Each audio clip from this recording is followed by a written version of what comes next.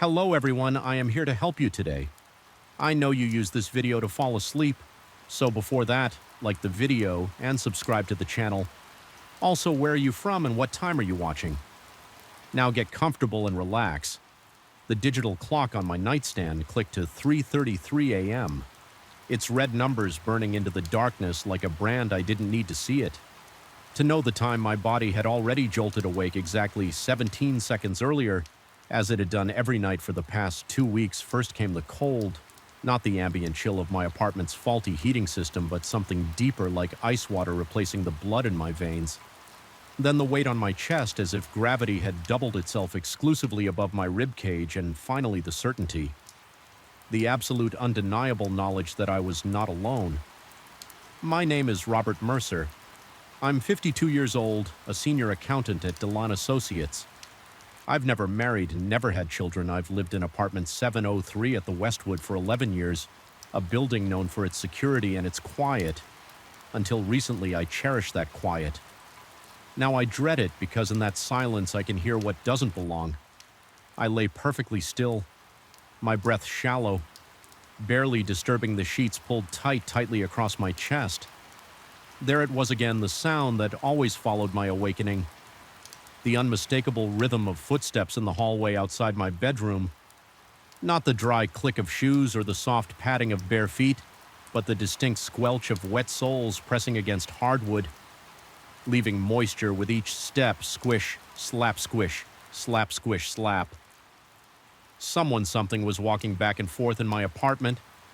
My rational mind searched desperately for explanations, a pip leak creating the illusion of footsteps. The building settling in ways that coincidentally mimicked human movement, but deep down I knew better. The footsteps had purpose.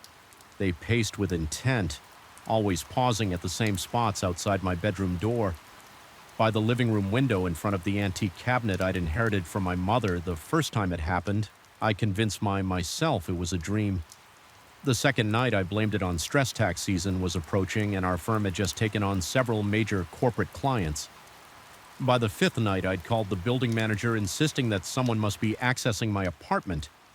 He checked the security logs, finding no entries on my floor during those hours. At my persistent urging, he'd even changed my locks. Though the pitying look in his eyes told me he thought I was becoming unhinged. The footsteps grew closer to my bedroom door. I felt sweat beating at my temples. Despite the cold, my heart hammering so violently I feared it might alert the intruder to my wakefulness. The wooden floor outside my bedroom creaked a specific board that always announced visitors, and then silence. Absolute silence. Even the ambient hum of the refrigerator and the distant traffic seemed to vanish, as if the world beyond my bedroom had been temporarily erased. The doorknob turned, rotating slowly to the right. I hadn't locked it. What was the point when the presence moved freely throughout my home? Regardless of barriers, the door opened a precise 3 in, then stopped in the gap, nothing but darkness deeper than the shadows of my room. I closed my eyes, a child's defense against the monster in the closet. When I opened them again, the door had returned to its closed position, but I knew the presence had entered. The air in the room had changed, becoming dense and sand like breathing through a wet woolen blanket. I could taste salt on my tongue and smell something ancient, rotting wood, tarnished metal, and sea decay. This had been our nightly ritual for 2 weeks. It would stand there invisible but undeniable, watching me pretend to sleep until precisely 4:17 a.m., when it would leave as suddenly as a candle being extinguished. I would lie awake until dawn, my sheets soaked with sweat, my mind racing between terror and the desperate hope that I was simply losing my sanity because the alternative was somehow worse. But something changed on the 15th night. I awoke to find my collection of antique fountain pens, previously arranged by size. On my desk, rearranged in a perfect circle in the center, sat a small brass button embossed with an anchor. When I picked it up, it was ice cold and damp, as if recently retrieved from the ocean floor. I dropped it as if burned, watching in disbelief as a small puddle formed beneath it, then slowly evaporated over the next few minutes. That same morning, I found wet footprints leading from my front door to the bathroom, then to the living room, and finally ending abruptly in the middle of my kitchen. They weren't the treads of any shoes I owned. These were broader, with an odd square shape to the heel that reminded me of old workman's boots. Like the water from the button, they began to evaporate as I watched disappearing completely. Within 10 minutes, I'd spent my entire life believing in spreadsheets and balanced ledgers in the orderly progression of numbers that always resolve to zero when properly managed in cause and effect and rational explanations.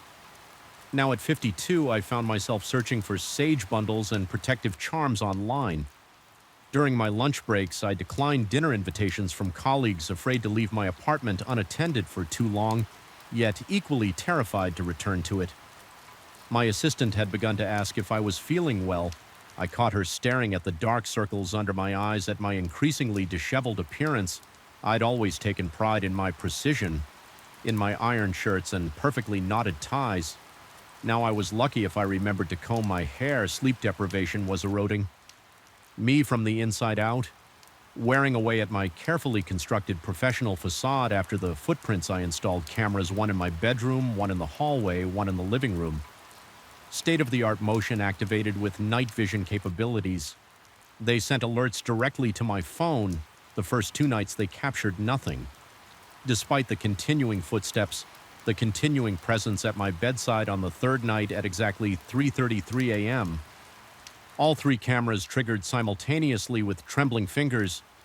I reviewed the footage the next morning at my office, locking the door to ensure privacy. The hallway camera showed at first a distortion in the air, like heat waves rising from summer pavement. Then gradually a figure coalesced, translucent but unmistakably humanoid. It wore what appeared to be an old naval uniform, the kind from centuries past, with a high collar and double row of buttons. Down the front, its face remained indistinct, a blur where features should be, but its hands were clear enough, bloated and pale with fingernails blackened as if with rot. In its arms, it carried something rectangular, approximately 12 inches long and 8 inches high. The camera's night vision rendered colors poorly, but the object gleamed in places suggesting metal fittings. As it moved down the hallway, water seemed to drip from its uniform, forming the footprints I'd found. The living room camera captured it next, standing motionless before my mother's cabinet. For 17 minutes, it simply stood there, its form occasionally flickering like a bad television signal. Then it turned, seeming to look directly into the camera, though it had no distinguishable eyes. I felt its gaze, a sensation that translated through technology and time to freeze the blood in my veins. Even in the safety of daylight, the bedroom camera showed my sleeping form, covers pulled tight, body rigid. Even in unconsciousness, the door opened and the figure entered, moving to my bedside with unnatural smoothness. It stood there looking down at me, the rectangular object now more clearly resembling an ornate box clutched to its chest at 4:16 a.m. It leaned closer, bringing what should have been its face near to mine. At 4:17, it simply vanished, leaving nothing but a damp patch on the floor that quickly evaporated. I couldn't return to my apartment that night. Instead, I checked into a hotel across town, hoping distance would provide relief. I didn't tell anyone where I was going, not that there were many who would ask. My life had been a solitary one. By choice, my relationships limited to professional courtesies and occasional meals with acquaintances. I'd never found that loneliness particularly troubling until now, when I desperately needed someone to believe the unbelievable. The hotel room was anonymous and sterile, smelling of industrial cleaner and other people's transient lives.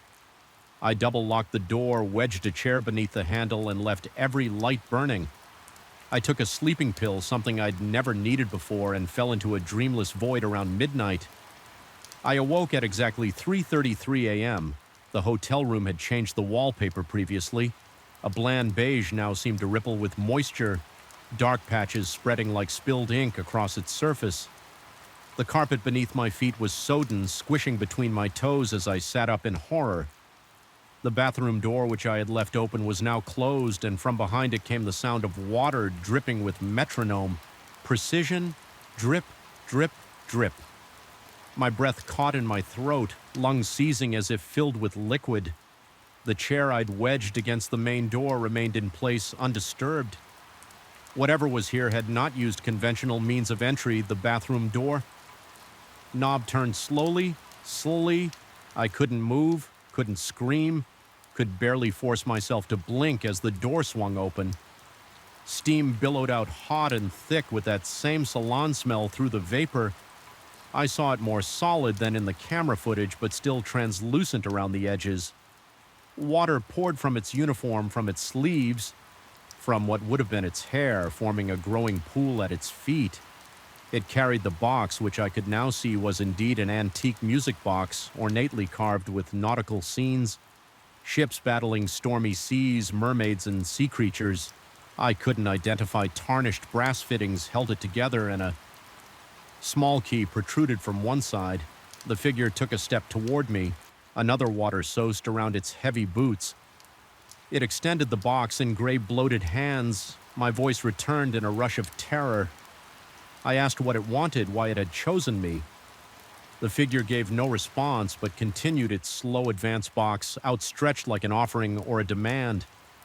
I scrambled backward until I hit the headboard, nowhere left to retreat. The figure stopped at the foot of the bed with deliberate slowness. It placed the music box on the mattress and pushed it toward me through the soaked bedding. I felt cold seeping upward. Numbing my legs, something compelled me to reach for it. Not curiosity, but a deeper imperative, as if refusing would bring consequences far worse than compliance. My fingers touched the cold metal, sending electric shivers up my arm. The box was heavier than its size suggested and crusted with what looked like decades of salt and barnacles. The key turned with surprising ease. The lid opened automatically, revealing a mechanism of tarnished gears and a small figurine.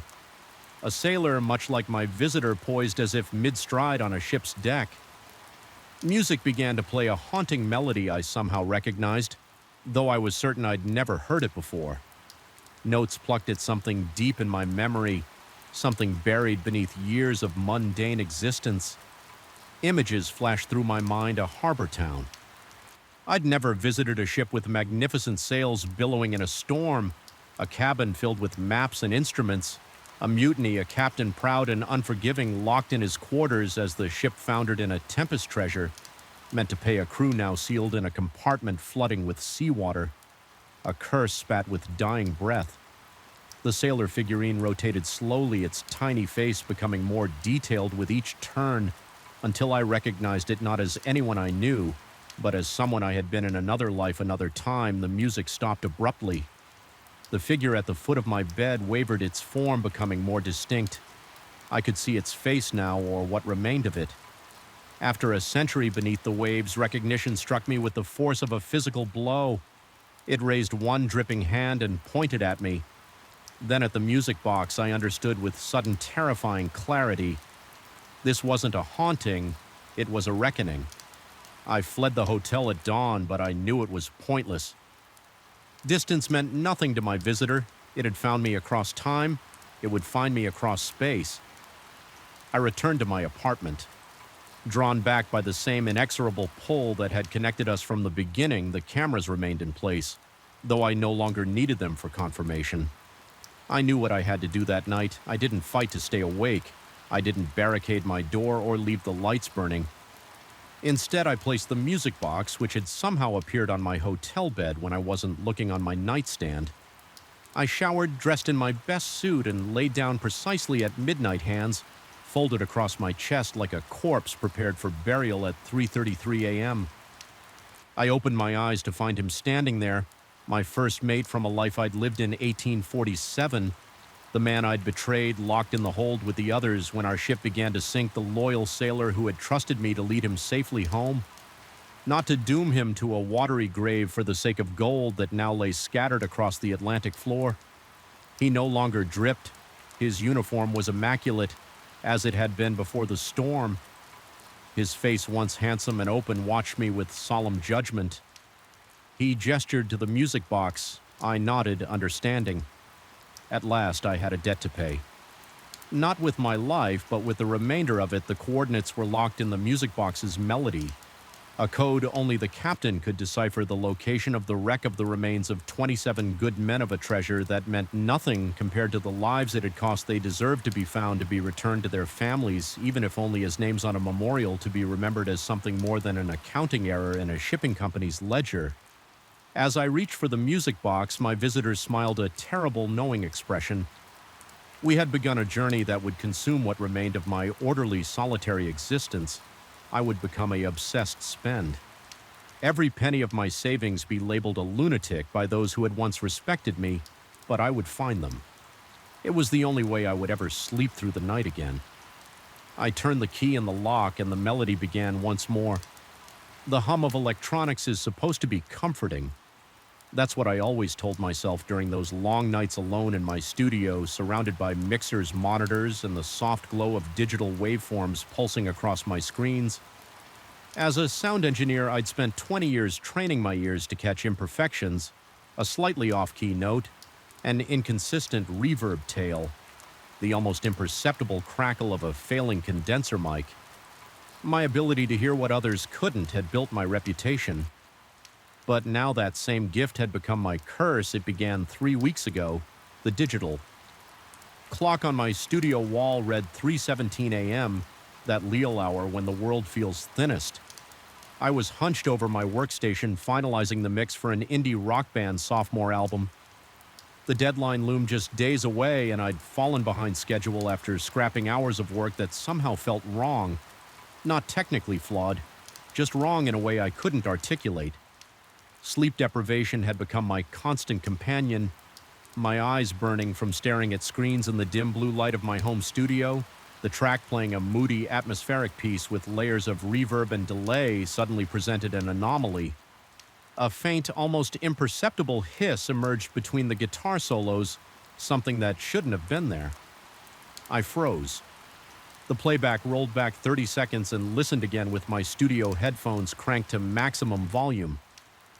There it was, a strange frequency riding underneath the music, almost like radio interference, but somehow more deliberate. My first instinct was practical check the recording equipment review. The original stems eliminate technical explanations. I spent hours isolating the track, applying filters to strip away the intended sounds, leaving only this peculiar sonic artifact by sunrise. My notepad filled with technical troubleshooting notes. I had to admit this wasn't a technical glitch. The frequency pattern was too structured, too rhythmic. Almost like speech, but in no language. I recognized sleep eluded me that day when I returned to my studio. The following night, a sense of unease had settled over the familiar space. The corners seemed darker, the air heavier. I told myself it was just exhaustion as I booted up my workstation and opened the isolated frequency track from the night before. My finger hovered over the play button, my heart inexplicably racing. Something primal warned me not to listen again. I pressed play anyway. The frequencies had changed, not dramatically, but unmistakably, where before there had been a formless, silent whispering. Now there existed a clearer pattern. The cadence had become more pronouncedly speech-like, rising and falling in what sounded like questions and declarations. I ran it through spectral and analysis software, watching the visual representation of the sound twist across my monitor. Like the ring of some alien creature, the display showed frequencies that shouldn't exist within the gear we'd use to record subsonic rumbles and ultrasonic peaks beyond human hearing, yet somehow captured in our session. My hands trembled as I saved the new file. The rational part of my brain offered explanations, interference from nearby radio towers, microphonic cable issues, or even prankster bandmates embedding weird samples. Yet none of these explanations addressed why the sound had changed overnight while the file remained untouched on my secure drives. The third night I arrived at my studio earlier than usual, drawn by a compulsion I couldn't name. The isolated track now played back with crystal clarity, a voice speaking in what sounded like an ancient language, the syllables harsh and guttural. I recorded myself listening to it, watching my own expression shift from professional curiosity to dawning horror as the voice became more distinct with each playback. By the fourth night, I understood fragments of what it said by the fifth. It spoke in halting Portuguese, a language I recognized from past collaboration with a Brazilian metal band but didn't speak myself. I ran the clearest sections through translation software, the results fragmentary, but chilling help-trapped coordinates find before they. The sixth night broke my professional detachment completely. The voice now spoke directly to me using my name, describing my studio, mentioning the coffee mug positioned to my left. With unnerving accuracy, the tremor in my hands had become constant. My mouth remained perpetually dry, despite the gallons of water I consumed. Sleep, when it came at all, filled with nightmares of static-filed corridors and shadowy figures standing just beyond doorways. The voice gave coordinates, repeating them with increasing urgency. Each night for days, I resisted the compulsion to investigate, instead throwing myself into research local history radio phenomena, even paranormal forums where I lurked anonymously, afraid to share my experience directly. Eventually, my search revealed the coordinate significance an abandoned radio research facility about 40 miles outside the city. Operational from 1968 to 1974 before being abruptly decommissioned. The official record cited funding cuts, but local newspaper archives told a different story through carefully worded statements about unexplained technical difficulties and personnel departures. One archived article mentioned the facility's experimental work with extremely low-frequency transmissions designed to communicate with submerged submarines. Another, dated just before the closure, referenced an unspecified incident that had resulted in 3 technicians being hospitalized with acute psychological distress. They had reportedly been monitoring transmissions when something came back through the equipment, something that shouldn't have been possible given the one-way nature of their broadcast system. My rational mind screamed warnings as I found myself researching the most direct route to the facility. I recognized the symptoms of my deteriorating mental state: persistent insomnia, hypervigilance, auditory fixation. The voice had become my obsession, drowning out everything else. I'd stopped working on the album entirely. My professional reputation now at risk when the band called about missed deadlines. I mumbled excuses about technical problems, hearing the concern in their voices as they registered the uncharacteristic tremor in mind. Yesterday I made the drive. The facility sat in a remote clearing surrounded by dense woods, a low-slung concrete building with massive radio towers. Rising behind it like the skeletal fingers of some buried giant, nature had begun reclaiming the site. Vines crawled up the walls and trees pushed through the cracked parking lot, but the destruction appeared haphazard and incomplete, as if the process of decay itself was somehow unnatural here. The chains on the main entrance had been cut long ago, the doors held shut only by decades of rust. My flashlight beam caught dust motes swirling in patterns that seemed to respond to my breathing. The air inside felt charged like the atmospheric pressure before a lightning strike. The silence was absolute in a way that felt engineered rather than natural, as if the building itself absorbed sound. I navigated through administrative offices still filled with abandoned paperwork, ancient coffee cups, and personal items never reclaimed by their owners. Everything lay exactly as it had been left 50 years ago, suggesting a rapid evacuation. The exit sign still glowed with a faint red light, despite the facility having no obvious power source. Following the architectural plans I'd memorized from county records, I located the main transmission room. The door stood partially ajar, the darkness. Beyond it, absolute, my flashlight beam dissipated unnaturally just beyond the threshold, as if the darkness were consuming the light itself. The metallic taste of fear flooded my mouth as sweat plastered my shirt to my back. Every instinct urged retreat, yet I found myself stepping forward, drawn by a compulsion stronger than terror. Inside, banks of antiquated equipment lined the walls: reel-to-reel tape machines, oscilloscopes, and massive radio transmitters. In the center stood a monitoring station with a single chair facing a large speaker system. The dust covering everything remained undisturbed, save for a single path leading to that chair, as if someone had recently walked to it recently or repeatedly over decades. My flashlight finally failed completely in the perfect darkness. I became aware of a faint red indicator light blinking on one of the consoles. As my eyes adjusted, I saw more lights, awakening across the equipment panels, systems powering up in sequence though no one had touched them. A mechanical war began as tape reels started turning on their own. The speakers crackled to life with a hiss of static that resolved into the same voice I'd been isolating in my studio, only now without digital mediation. I recognized something familiar in its timbre, something that raised goosebumps along my arms and sent ice water coursing through my veins. It was my voice, older, ragged with exhaustion or pain, but unmistakably mine. The recording explained everything in fragmented sentences, interrupted by bursts of static.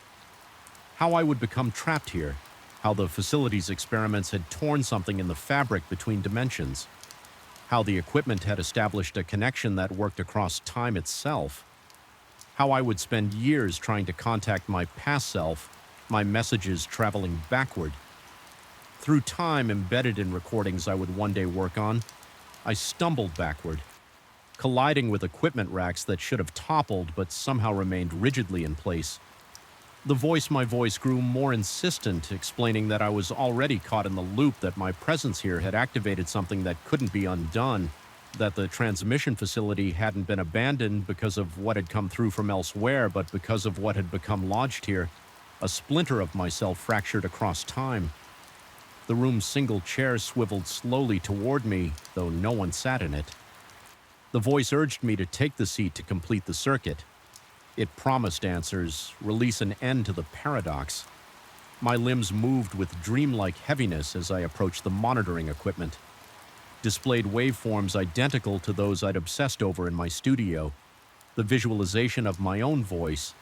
Calling across decades, I grasped the edges of the recording console, my fingertips finding grooves worn into the metal grooves that matched the exact spread of my hands.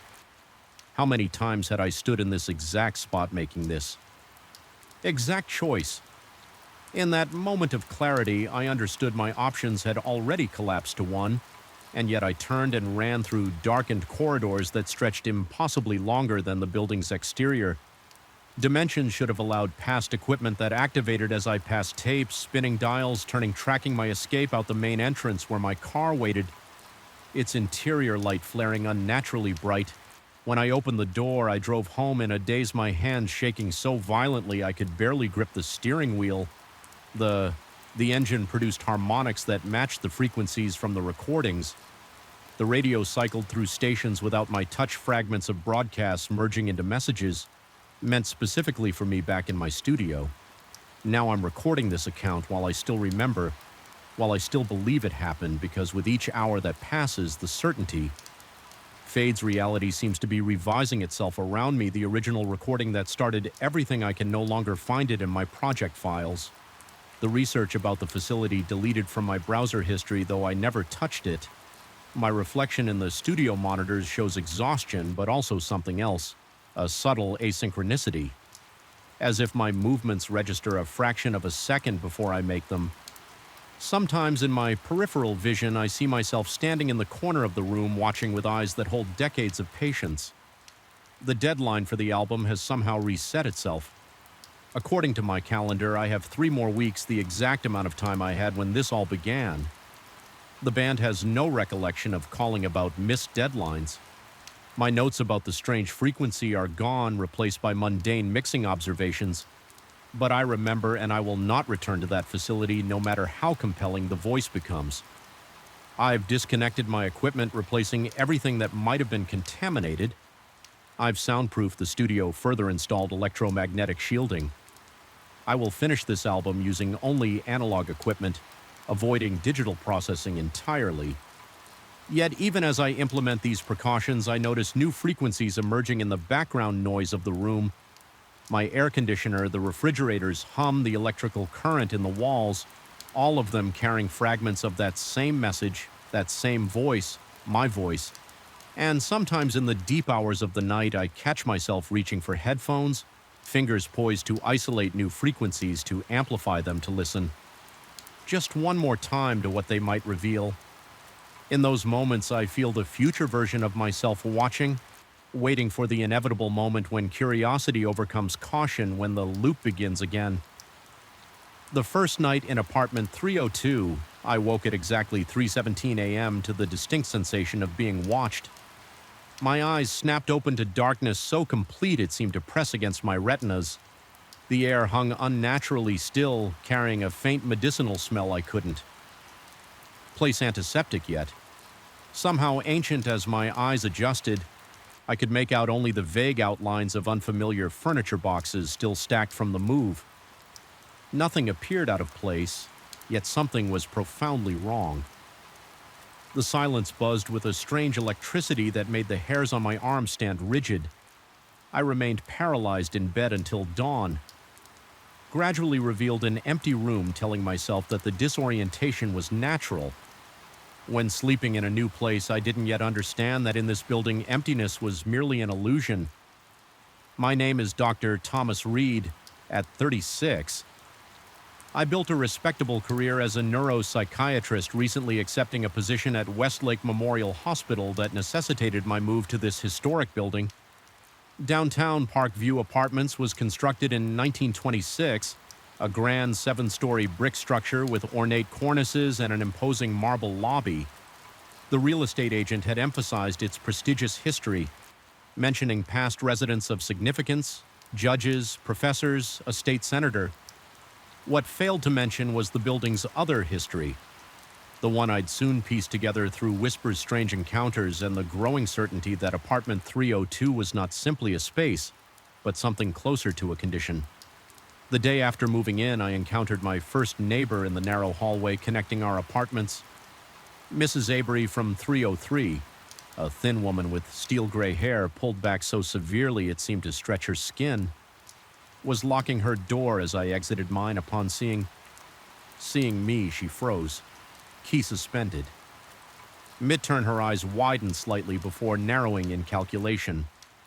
I offered a standard greeting, extending my hand and introducing myself as the new tenant in 302. She stared at my outstretched hand as if I'd presented her with a dead animal, then clutched her handbag closer to her body. In a voice barely above a whisper, she asked if I'd been selected for the apartment before I could question what she meant. She hurried past me toward the elevator, her shoulders hunched as if expecting a blow from behind. That evening, I found an envelope that had been slipped under my door while I was unpacking. It was addressed to the occupant apartment 302, but when I opened it, the letter inside was addressed to someone named Marcus Whitley. The contents were baffling, a single page covered with intricate symbols, forming a circle with text inside reading the convergence approaches. Your attendance at the gathering is both expected and acquired. The signs have been confirmed. At the bottom was a date exactly 1 month from that day, and a crude drawing of what appeared to be my building, but with strange protrusions emerging from its roof. I dismissed it as some odd welcome ritual, or perhaps a mistake, adding it to the growing pile of mail addressed to Whitley that had accumulated since my arrival. Curious, I performed a quick internet search for the name, but found nothing of note connected to my address that night. I heard it for the first time. The murmuring, it began as a subtle vibration, almost imperceptible, emanating from the wall shared with apartment 301. Initially, I assumed my neighbor was watching television or having a conversation, but as I pressed my ear against the cool plaster, I realized the cadence was wrong. The sounds had rhythm, but lacked the natural rises and falls of normal speech. They maintained a constant monotonous pattern like a prayer or chant repeated endlessly according to the building directory apartment. 301 was vacant. Over the following days, my attempts to connect with other residents proved increasingly unsettling in the elevator. Conversations would halt abruptly when I entered in the laundry room. Fellow tenants would gather their belongings and leave without acknowledging my presence. Once catching a glimpse of my reflection in the polished brass mailbox panel, I noticed 3 residents standing behind me, watching intently. When I turned, they quickly dispersed, avoiding eye contact. The building manager, a perpetually sweating man named Carlson, seemed the only person willing to engage with me, though even his interactions were strained. When I inquired about the previous tenant, his face paled visibly. He claimed such information was confidential, but when pressed, reluctantly mentioned that Whitley had relocated suddenly due to health concerns. When I asked directly about the strange behavior of other residents, he laughed too loudly and suggested that city people were simply more reserved than those in the suburbs. 2 weeks into my residency, I began experiencing time slips. I would sit down to read medical journals at 8 in the evening, only to suddenly find myself staring at a wall of incomprehensible symbols. I'd apparently drawn myself the clock showing 3 hours had passed. My sleep became fractured by episodes of paralysis during which I could have sworn the ceiling above me rippled like water. Most disturbing were the mornings I woke to find my furniture rearranged in subtle ways, a chair angled differently, my desk moved 3 inches to the left, books reorganized by some system I couldn't decipher. My professional training suggested these might be symptoms of stress, perhaps even the onset of a dissociative disorder. I began keeping meticulous notes of these occurrences, establishing a document timeline. To ground myself, these notes soon revealed patterns. The disturbances intensified during the new moon, subsided briefly, then resumed with greater frequency as the circle of strange mail correspondences addressed to Whitley increased. The most alarming development occurred when I discovered a small door in my bedroom closet previously hidden behind hanging suits. The door, no more than 2 feet square, was secured with 3 separate locks, none of which matched my key set. Around its frame were carved the same symbols that had appeared in the letters addressed to Whitley when I pressed my ear against it. The murmuring I'd heard through the wall seemed to intensify, gaining an almost gleeful quality. My investigation took a deliberate turn when I decided to access hospital records using my medical credentials. I searched for patients named Marcus Whitley. I found 1 deceased in 1978, 1 currently under treatment for liver failure, and 1 admitted to the psychiatric ward 4 months ago with symptoms of extreme paranoia and delusions. The attending physician had noted the patient's insistence that his neighbors were preparing him for some ritual involving the thinning of barriers between worlds. Most telling was the patient address: Apartment 302, Park VIW, Apartments. Further research revealed a disturbing pattern over the past 70 years. 14 residents of Apartment 302 had been admitted to various psychiatric facilities with nearly identical symptoms: paranoia, time distortions, and beliefs about rituals involving the building itself. 5 others had simply disappeared, their cases remaining open in police files. The most recent disappearance prior to Whitley's hospitalization was a woman named Eleanor Simmons, who vanished 3 years ago, leaving behind a journal documenting experiences eerily similar to my own. My pulse quickened as I expanded my research. The land beneath Parkview Apartments had previously housed a meeting hall belonging to an obscure philosophical society founded in the 1880s. The group, calling themselves the Observers of Convergence, had disbanded after a mysterious incident in 1923 that local newspapers vaguely described as a tragic occurrence during an astronomical event. The society symbol I discovered with a stomach-dropping sensation matched exactly the circular pattern appearing on the letters addressed to Whitley. As my investigation deepened, so did the intensity of strange occurrences in my apartment. The murmuring from the walls became audible without pressing my ear against them. Objects would disappear only to reappear days later in impossible locations. My stethoscope inside a sealed container of coffee, my watch found frozen inside an ice cube in the freezer. Most disturbing was the night I woke to find every reflective surface in my apartment mirrors. Windows, even the screen of my laptop, covered with condensation on which the same symbol had been traced by an unseen hand. My professional rationality began crumbling. I installed cameras that mysteriously recorded only static during the night hours. I scheduled appointments with colleagues to discuss my symptoms, only to find myself inexplicably canceling them at the last minute. With no memory of having done so, my notes became increasingly disorganized. Pages, sometimes rearranged overnight into patterns that, viewed from above, formed larger versions of the symbol. The breaking point came when I received mail addressed to me, not Whitley. For the first time since moving in, the envelope contained a formal invitation to the gathering of Convergence scheduled for the following night in the building's basement, a space I hadn't known existed. The invitation bore the signatures of every resident in the building, including Mrs. Avery from 303, whose signature was notably larger than the others. Most disturbingly, at the bottom of the invitation was my own signature, perfect in every detail. Though I had no memory of signing it that night, the small door in my closet unlocked itself. The series of clicks woke me from shallow sleep, each lock disengaging with a sound like bones. Breaking my bedroom had filled with a thick greenish mist that seemed to pulse with its own internal light. From beyond the now open closet door came not darkness but a soft pulsating glow. The murmuring had reached a fevered pitch, now clearly recognizable as my own name, repeated in countless voices, each with subtle variations in tone and urgency. My body moved toward the door without conscious command. My medical training screamed warnings about hallucinations, delusions, the need for immediate psychiatric intervention. Yet another part of me, a part growing stronger by the second, recognized something ancient and inevitable in what was happening. The pattern of tenants in apartment 302, the building's history. The convergence mentioned in the letters all seemed to form a coherent narrative, leading to this moment standing before the open closet door. I faced a choice that didn't feel like a choice at all.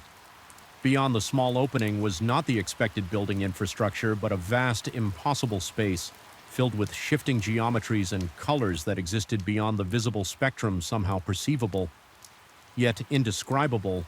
Floating within this space were dozens of figures, each wearing the faces of building residents, yet somehow wrong, too symmetrical, expressions too fixed among them.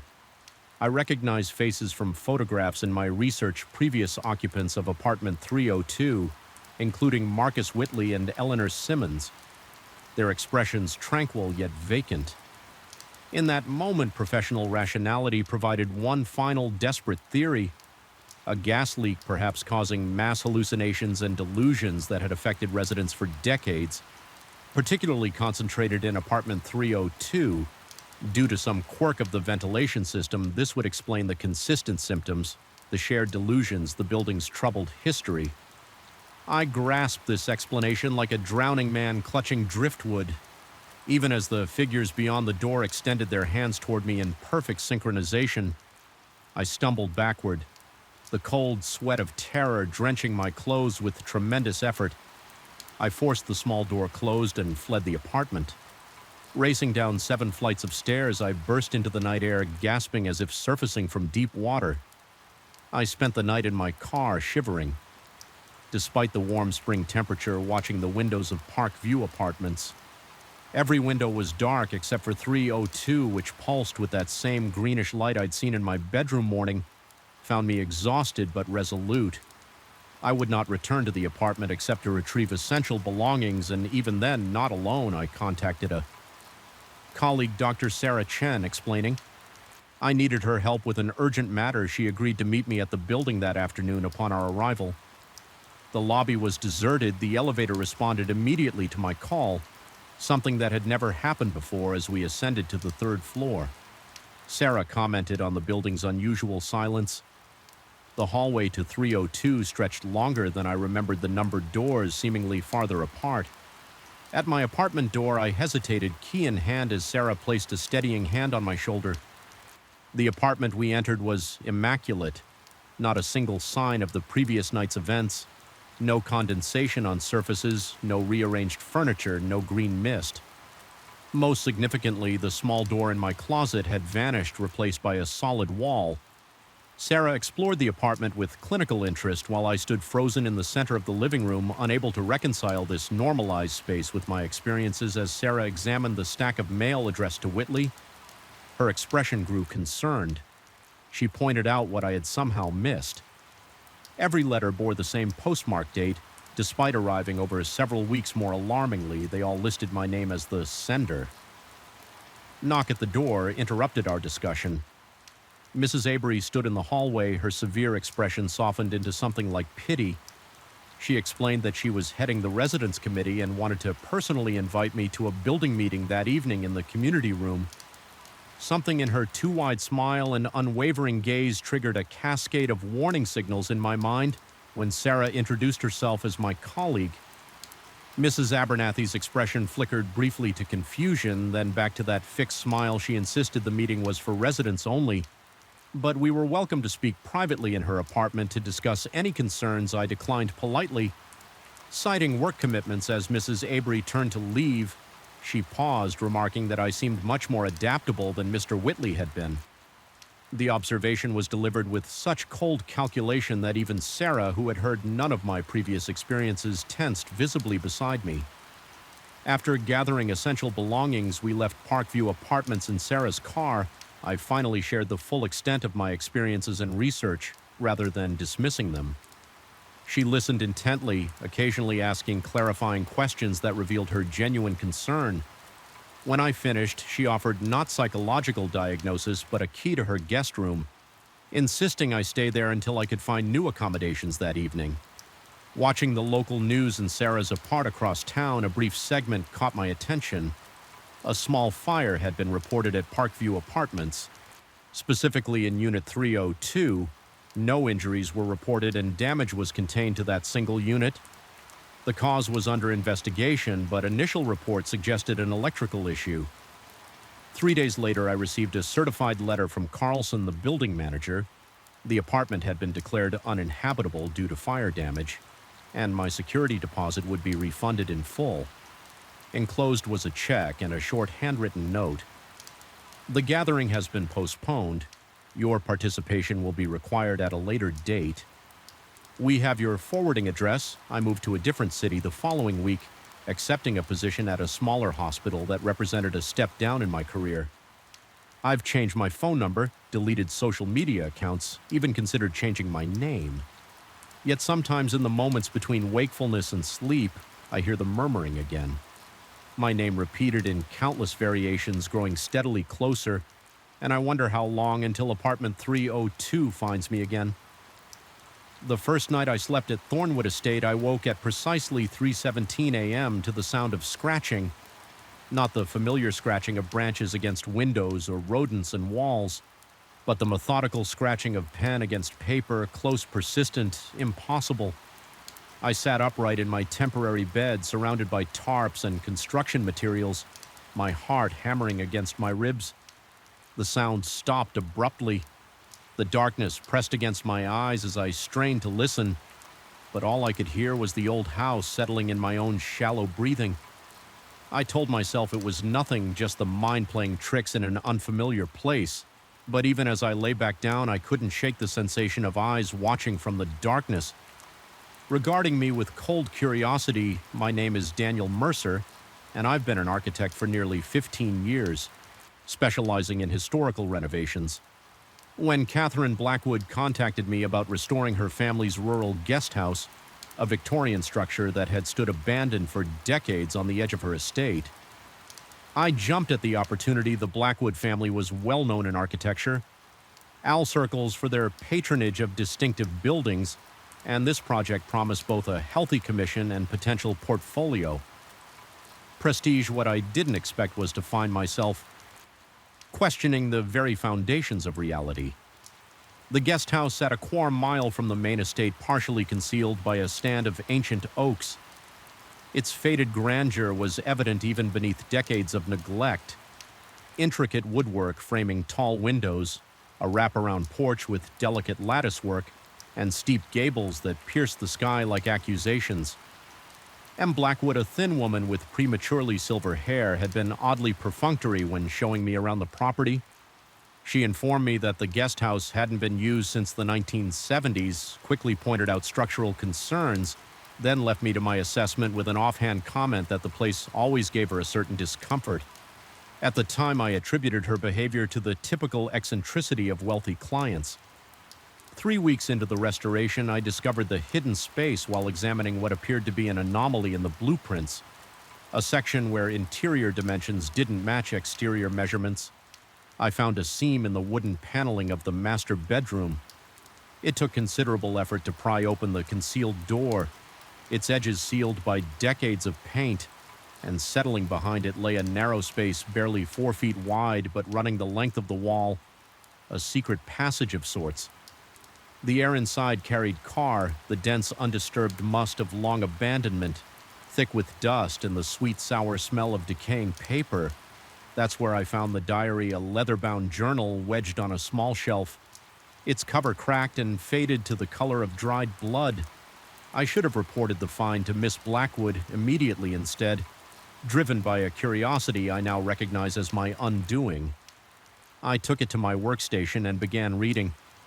That evening, by the harsh light of a construction lamp, the diary belonged to one Edward Harlow, dated 1962. Harlow described himself as a visiting colleague of Richard Blackwood, staying at the guest house while collaborating on academic research. His early entries were mundane observations about the property notes on his work, complaints about the rural isolation. Then, roughly 3 weeks into his stay, the entries changed. Harlow began documenting strange occurrences, personal items rearranged while he slept. The persistent sensation of being watched and whispers that seemed to emanate from within the walls themselves. I should have been skeptical. The rational part of my mind insisted this was merely the record of a man's psychological deterioration, perhaps triggered by isolation. Yet as I read his increasingly frantic entries, a heavy dread settled in my stomach because I had noticed things too small, things I'd dismissed, tools that weren't where I'd left them. Cold spots in rooms despite the summer heat, the sound of footsteps overhead when I knew the upper floors were empty. The following morning, I arrived early to continue work on the East Wing. The moment I stepped through the door, I sensed something had changed. The house felt alert, expectant. I told myself I was being ridiculous, that reading the diary had simply primed my imagination for ghostly encounters. I focused on my work, meticulously measuring the parlor for restoration of the original crown. Molding around midday, I took a break to review my notes and felt my blood freeze in my veins. Alongside my neat architectural notations were phrases I had no memory of writing. The whispers are clearer at night. They know I found it. The handwriting was unmistakably mine, yet slightly altered. The loops more pronounced, the pressure heavier on downstrokes. I stared at the words until my vision blurred. Trying to recall writing them, nothing. I flipped through the notebook, finding more unfamiliar notations scattered throughout. Check behind the fireplace. The east bedroom window is where he saw it. First, don't sleep in the house. My hand shook so badly I dropped the notebook. I told myself there had to be a logical explanation. Perhaps I'd written the notes while half asleep, or maybe stress was causing brief dissociative episodes. I didn't believe either explanation, but they were preferable to the alternative, that something in this house was reaching into my mind. Guiding my hand, I sought refuge in work, driving myself to exhaustion with physical labor, ripping out rotted floorboards, stripping layers of wallpaper, anything to occupy my hands and quiet my mind. When evening came, I forced myself to leave, despite a strange rel and that tugged at me like an invisible thread. That night in my apartment, I compared the diary's handwriting to my own mysterious notes. The resemblance was uncanny, not identical, but as if the same hand had written both with decades between. I barely slept the next week, brought escalating disturbances. I began finding pages torn from Harrow's diary, placed in locations I was about to work on, always featuring passages relevant to that specific area when I started restoring the dining room. Wainscoting a page describing whispers emanating from that very wall appeared on my toolbox before examining the upstairs plumbing. Found a crumpled page detailing Harrow's encounter with a mirror that showed reflections that moved independently. I considered abandoning the project but couldn't bring myself to do it. Whether from professional pride, financial necessity, or something darker I couldn't name, I felt compelled to continue.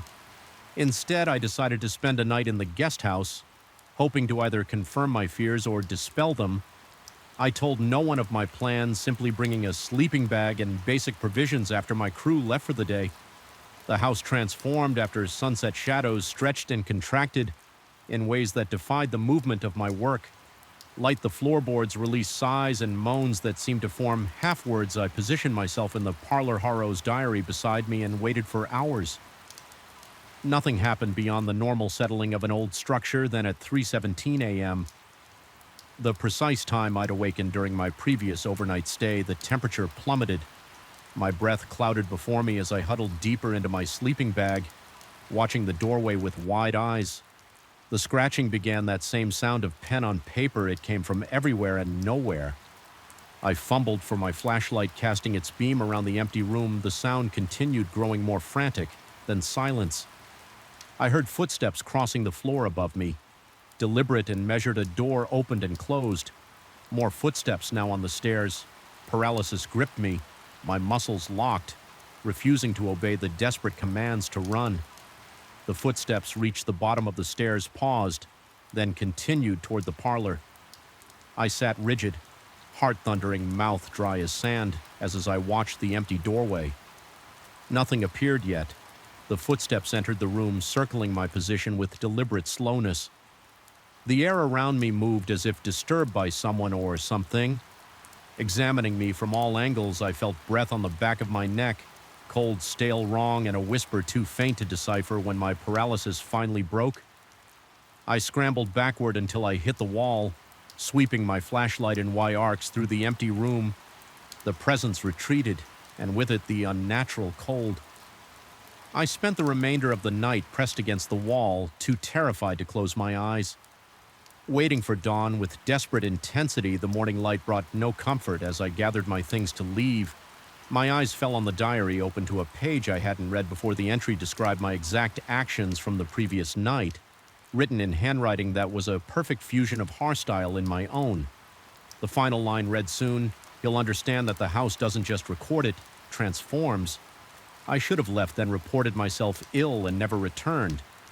Instead, driven by a compulsion I couldn't explain, I continued the restoration. My crew noticed my deterioration, the dark circles under my eyes, my jumpiness, my tendency to stare at walls as if listening for something. Beyond them, they attributed edit to project stress and deadline pressure. I let them believe it. The diary continued its impossible chronicle, adding new entries that detailed my experiences before they happened. I began finding my own notebook filled with detailed plans for modifications to the house, alterations I would never consciously consider, designed to recreate the building's original configuration, including hidden spaces and sealed rooms. Not in any official blueprint, my handwriting continued, its gradual metamorphosis becoming increasingly indistinguishable from Harlow's worse. I began experiencing blackouts, moments where time simply vanished. I would find myself in different rooms with no memory of how I got there, tools in my hands that I didn't remember picking up. Working on modifications I hadn't planned. During one such episode, I apparently dismissed my entire crew early, telling them I needed to focus on specialized work. I have no recollection of this, only returning to awareness at sunset alone in the house, standing before a wall I'd partially demolished to reveal another hidden compartment. Inside was a collection of diaries identical to Harlow's, each bearing different names and dates spanning back to the house's construction. In 1879, I pulled one at random belonging to a Margaret Woodhill dated 1923 and found the same progression: curiosity, discovery, paranoia, and ultimately transformation. With shaking hands, I opened the last pages of Harrow's diary, which I'd previously avoided. Dreading what I might find, the final entry was dated exactly 1 month after the discovery of the hidden passage. The transition is nearly complete. I understand now this house was designed as a vessel, not for habitation, but for preservation. The walls don't merely contain space, they contain consciousness. I am not the first to be absorbed, nor will I be the last. Each of us adds to the collective, each of us strengthens the whole. I no longer fear. The whispers, "Soon I will be." The whispers.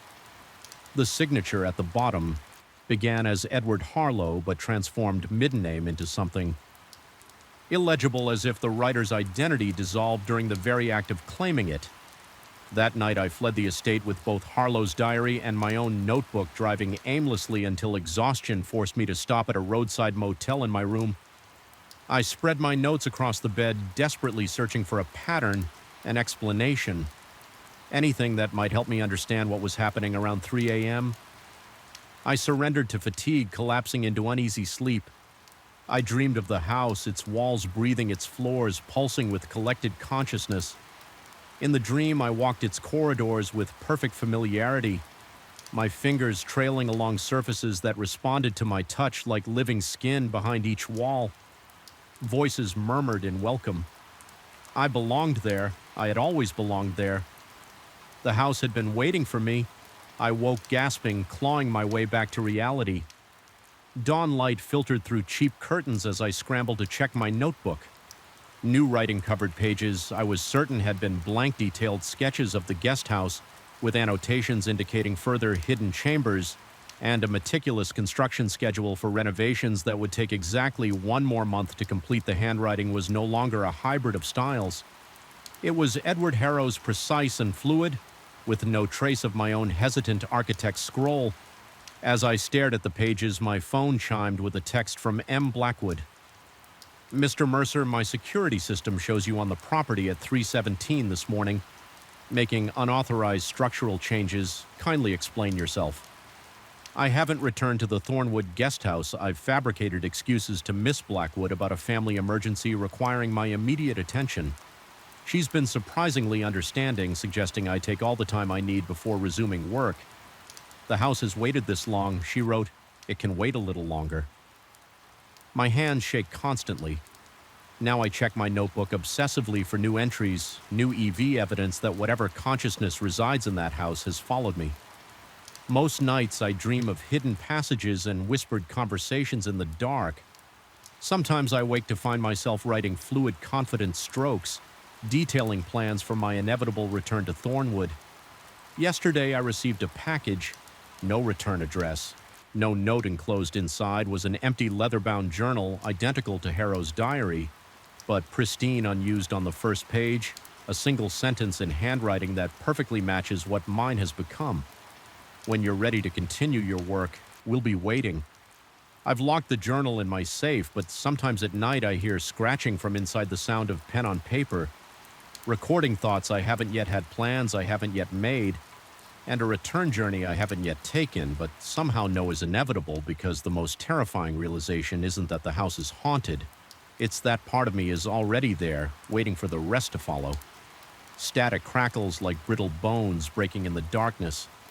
The basement air hangs heavy thick with dust and the metallic scent of old wiring. I sit alone, bathed in the sickly glow of this perfect relic, a 1938 Philco radio console, its wooden cabinet gleaming as if it had just left the factory floor. No scratches, no wear and impossibility in a house that had stood abandoned for nearly a decade before I purchased it. My fingers tremble slightly as they hover over the dial, anticipating the sudden cessation of white noise that comes precisely at midnight. That's when I'll hear the voice again. My voice announcing tomorrow's catastrophes with the practiced cadence of a seasoned broadcaster. I've always had an eye for forgotten treasures. At 46, my modest success as an Ananke dealer had finally afforded me this Victorian fixer-upper on the outskirts of Millfield the previous owners had vacated. Suddenly, something about a family emergency that required immediate relocation. The realtor had been vague, but the price was too good to pass up. After signing the papers, I spent the first week exploring every creaking floorboard and shadowed corner of my new possession. The basement door had been sealed shut with multiple locks. I assumed it was to keep out intruders during the property's vacant period. When I finally broke through, I discovered a space, untouched by time, dry clean, and preserved in a way that contradicted the home's general state of disrepair. Against the far wall sat the radio unplugged, yet somehow humming with an energy I could feel in my MERS. It was a collector's dream. I estimated its value at several thousand $1,000. Assuming the internal components were intact when I plugged it in, the tubes glowed warmly, but every frequency yielded only static. I spent hours tinkering with it. That first night convinced such a pristine specimen must function around midnight, exhausted and ready to admit defeat. I turned to leave when the static abruptly ceased. A voice cut through the silence with perfect clarity.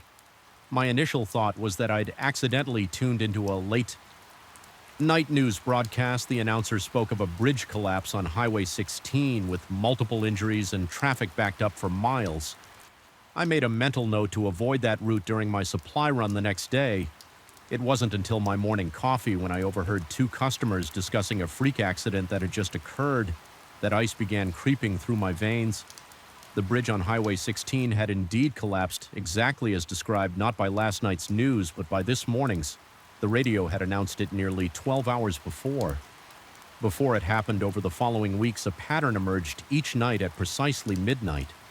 The static would clear for exactly 2 minutes and 13 seconds. The announcer would detail between 3 and 5 events set to occur the next day: a warehouse fire, a politician's sudden resignation due to scandal, a chemical spill forcing evacuations. Each prediction materialized with eerie precision, always resulting in chaos, injury, or public panic. I began documenting everything. My basement transformed into a conspiracy theorist, lair walls plastered with newspaper clippings, confirming the radio's predictions, notebooks filled with transcriptions, multiple recording devices capturing each midnight broadcast. The voice never wavered in its professional detachment, reciting tomorrow's disasters with the emotional distance of someone reading a grocery list. After 3 weeks, I worked up the courage to warn someone the radio had announced a major structural failure would occur at the Westfield Mall. I contacted mall security, local police, even the fire department. They listened with thinly veiled skepticism as I struggled to explain my source. Without sounding completely deranged, one officer suggested I might need professional help, gently providing a card for a mental health crisis line. The mall remained open. The food court ceiling collapsed at 3:17 p.m., exactly as predicted, causing dozens of injuries amid the panic. My sleep deteriorated. Dark shadows formed under my eyes. My hands developed a perpetual tremor. Clients at my antique shop began asking if I was ill. I couldn't explain that I spent each night in dread, waiting for midnight, documenting disasters I could neither prevent nor ignore. The weight of foreknowledge pressed against my chest like a concrete slab. Then the broadcast changed. Local resident Margaret Whitaker will suffer a severe allergic eye reaction at tomorrow's charity luncheon. The voice announced one night. My fingers went numb. Margaret was my next-door neighbor, a kind woman who occasionally brought over homemade bread. The next day, I canceled my appointments and followed her to the lunch. When she reached for a cookie on the dessert tray, I accidentally bumped into her, causing her to drop it. She laughed it off. Hours later, the event organizer announced that several people had experienced reactions to undeclared nuts. In those same cookies, the broadcast grew increasingly personal. Business associates, the mailman, the barista at my regular coffee shop, each prediction more specific, more intimate. I began warning them with fabricated excuses, telling my business partner Thomas that I'd heard rumors about electrical issues at the conference venue where he was scheduled to present.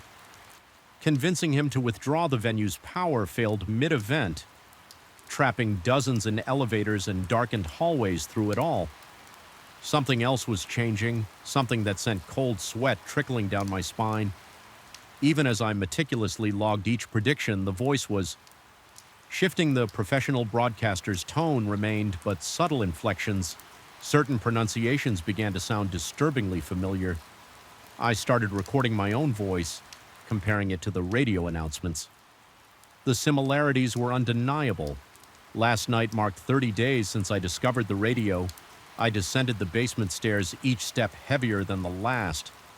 The console gleamed in the darkness, tubes already warmed. Though I hadn't turned it on, I no longer needed to. It activated itself at 11:55 p.m. Now static, growing steadily louder until midnight struck. My recording equipment stood ready. My notebook lay open to a fresh page. 11:59 p.m. The static rose to a crescendo.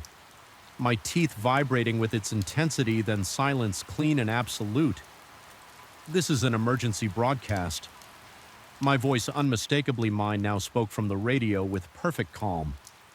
Tomorrow afternoon, local antique dealer and resident of 1478 Oakwood Lane will make a disturbing discovery in his basement wall while attempting to destroy the Philco radio console currently in his possession. My pen clattered to the floor. My heart hammered against my ribs so violently I feared they might crack. This was new. The radio had never before acknowledged its own existence, or my attempts to document its broadcasts. Upon breaking through the plaster, my voice continued. He will find evidence connecting the home's previous 5 owners to a series of unexplained disappearances dating back to 1939 when the radio was first. Manufactured. Each owner attempted to destroy the radio before becoming the voice of the broadcast themselves. The room tilted around me. Black spots danced in my vision. I had researched the house's history but found records only going back 30 years. 5 owners, 5 voices. Now mine, the current owner, will then realize the nature of his predicament, that he is both broadcaster and recipient prophet and audience. That time is not linear for those connected to the radio, but rather a closed circuit, endlessly repeating sweat poured down my face. Despite the basement's chill, I lunged for the radio fingers, scrabbling for the power cord, but it continued broadcasting. Despite being unplugged in his panic, he will attempt to flee the house, only to find himself unable to cross the property line. His subsequent efforts to contact the outside world will fail, as his phone service, internet connection, and other communication methods inexplicably malfunction. My legs gave out. I collapsed onto the cold concrete floor, the radio's light casting my shadow large and distorted against the wall. The authorities concerned after his uncharacteristic absence from work will conduct a welfare check. They will find the house apparently empty with no sign of disturbance or foul play. The case will eventually be classified as an unexplained disappearance. The house will be sold to a new owner and the cycle will continue. The broadcast ended, static resumed. I remained on the floor until dawn. Broke mind racing through possible escapes. I tested my voice's claim immediately. Racing up the stairs and out the front door, only to find myself re-entering through the basement door. My phone showed no signal, my computer connected to no networks. Morning has come and gone. I've spent hours examining every inch of the basement, looking for clues for evidence for anything that might explain or end this nightmare. As afternoon approaches, I find myself drawn to a section of wall behind the radio that seems to sound hollow when tapped. My tools lie nearby. I know what I'll find if I break through that plaster. I know because I've already announced it. The most terrifying realization isn't that I'm trapped or that I've joined some supernatural broadcasting network. It's the growing suspicion that I've always been here, that my memories of finding this house of my life before it are implanted. Fabrications that I've been both predicting and experiencing disasters in an endless loop, a temporal or robos with the radio at its center. The hammer feels heavy in my hand as I approach the wall. Part of me wants to resist the broadcast prediction, to defy the script I apparently wrote myself. But I've transcribed enough of these predictions to know their inevitability. My arm rises of its own accord, the hammer arcing toward the suspicious section of wall. Whatever I discover in the next few minutes, I'm certain of one thing. When midnight comes again, the static will give way to my voice, and somewhere someone else will be listening. Perhaps the next owner of this house, the next voice of the broadcast, the next link. In this chain of prophets trapped in a hell of foreknowledge without power, and the broadcast will continue, uninterrupted here. There is something watching me from the corner of my study. I can feel it, a presence that wasn't there before I visited those woods. My hand trembles as I write these words, not from age, but from the bone-deep certainty that I've unleashed something ancient and patient into my life. The shadows in my peripheral vision move with purpose. Now my academic rationality is eroding hour by hour like a shoreline against a rising tide, and the worst part, some terrible newfound part of me welcomes it. 3 weeks ago, I was just Professor Alan Mercer, a respected anthropologist at Westlake University, known for my work on comparative folklore and ritual practices. Now I'm not certain what I am becoming. It began with research for my new book on regional folklore. The university library's special collections yielded an unusual find. A journal from 1887 belonging to a local doctor who had documented strange rituals performed by an isolated community that once inhabited the forest 20 miles north of town. The descriptions were meticulously detailed: a stone circle, specific arrangements of natural objects, peculiar phonetic transcriptions of chants. The doctor theorized these practices predated European settlement, possibly representing a previously undocumented indigenous tradition. My academic curiosity was piqued. The journal referenced landmarks that still existed. A distinctive crooked oak, a stream that split around a large boulder, a clearing where the stone circle supposedly stood, with GPS coordinates extrapolated from the doctor's notes. I set out one crisp October morning to locate the site. Just another field trip and a career full of them. The forest was unusually quiet that day. No birdsong, no rustling underbrush. Just the occasional whisper of wind through dying. Leaves, I remember thinking it was perfect weather for field work. No distractions, how wrong I was. I found the stone circle exactly where the journal indicated, though most stones had sunk deep into the earth over the centuries, their tops barely visible among the fallen leaves and moss using a soft brush. I cleared debris from the exposed surfaces, revealing intricate spiraling patterns carved into the dark stone. They seemed to shift under my gaze as if the grooves were filled with something liquid rather than shadow. The symbols resembled nothing in my extensive knowledge of Native American or European iconography. They felt older somehow, their design elements lacking the cultural markers I'd expect. I photographed everything. Made sketches, took measurements, then driven by what I told myself was scholarly thoroughness. I arranged some nearby fallen branches in the pattern described in the journal. It wasn't a full recreation of the ritual. I had no intention of performing the chants or completing the final arrangements. I was merely documenting, visualizing the anthropological record. At least that's what I told myself as I placed the final stick and stepped back to observe my handiwork. A sudden gust of wind scattered the leaves at my feet, swirling them into a brief vortex before they settled again. Nothing dramatic, nothing to indicate I had done anything more significant than arrange sticks in a forest clearing. I packed my equipment and hiked back to my car, already planning the chapter. This would feature, and the first changes were so subtle I dismissed them 3 days after my forest visit. I noticed the ivy my garden wall had grown nearly 6 inches overnight, its tendrils forming what appeared to be concentric spirals. I attributed it to the unusually warm autumn we were having when my neighbor's normally skittish cat began sitting on my porch railing for hours, staring unblinkingly through my window. I assumed it had simply grown accustomed to my presence a week after the forest. I woke at 3:17 a.m., the exact time I later realized that I had completed the stick arrangement in the clearing. My home office was illuminated by moonlight that seemed to pool unnaturally on my desk, highlighting the photographs of the stone carvings half asleep. I shuffled to my desk and found myself tracing the patterns with my fingertip. The symbols suddenly made perfect sense, as clear to me as English they spoke of thresholds of entities that exist in the spaces between places of consciousness that could be transferred, like water poured from one vessel to another. I jerked my hand away, heart pounding, mouth dry with fear. I stumbled back to bed, convinced it was just a dream state, a hypnopompic hallucination. But in the morning, the knowledge remained. I could read the symbols as easily as the morning newspaper. My colleague Sarah noticed my distraction during a department meeting. She asked if I was feeling all right, mentioned that my hands were shaking. I dismissed her concerns with vague excuses about too much caffeine and not enough sleep. In truth, I was seeing things that shouldn't be there, shadows moving against the flow of light plants bending toward me as I walked past birds, arranging themselves in those same spiral patterns on telephone wires. When I tried to point these phenomena out, no one else seemed to notice anything unusual. Sarah suggested I consider taking some time off her voice, carrying the kind of careful concern reserved for those experiencing mental health crisis. Perhaps she was right. Perhaps this was simply exhaustion coupled with an aging mind. Susceptibility to suggestion, I resolved to take a week's vacation to rest and reset my perspective. That night marked the beginning of the dreams. I closed my eyes in my bedroom but opened them in the forest clearing.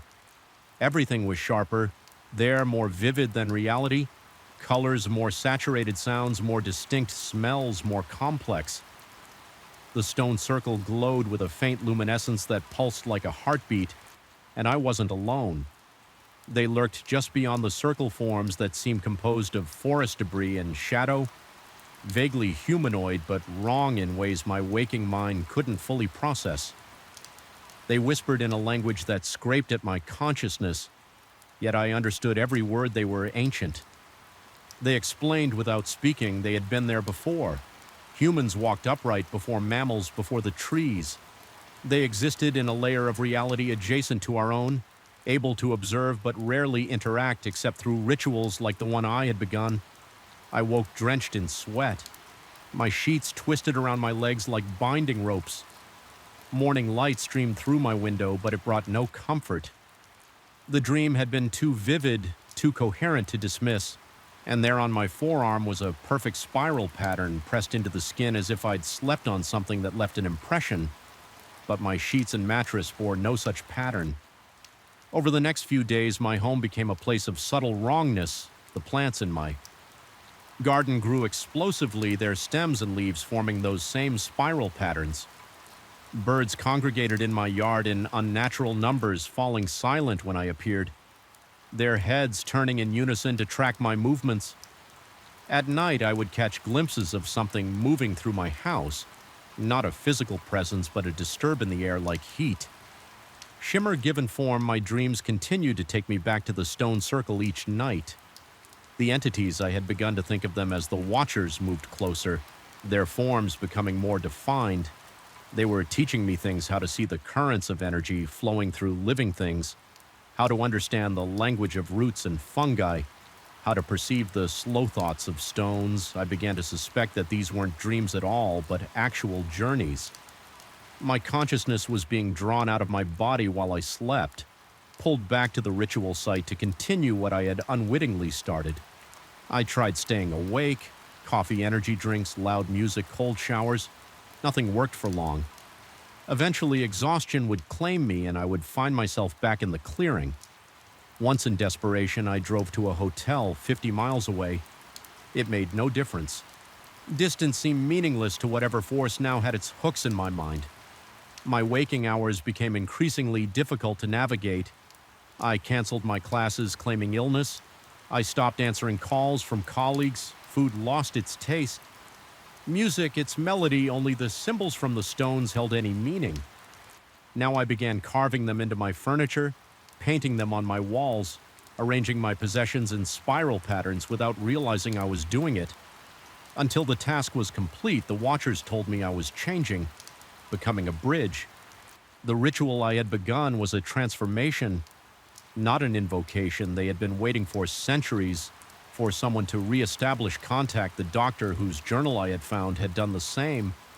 They revealed but had resisted the completion of the process. I saw his fate during one of my dreams, his mind fractured as he fought against the transformation, leaving him a hollow shell confined to an assault until his body eventually surrendered. I understood then that I had two choices: complete the ritual or destroy my mind in resistance. Yesterday, I returned to the stone circle in my physical form. For the first time since that initial visit, the forest seemed to welcome me, branches bending to clear my path, animals emerging to watch my passage with knowing eyes. The clearing had changed. The stones had risen further from the earth, their carvings freshly distinct as if newly cut. The stick arrangement I had made remained untouched by 3 weeks of autumn weather. I knew what to do without consulting the journal. My body moved with certainty. Gathering specific leaves, arranging certain stones, digging small holes at precise points around the circle.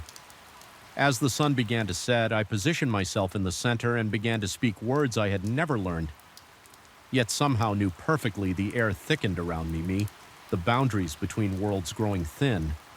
I felt them then, not just watching, but reaching through tendrils of consciousness, brushing against my mind.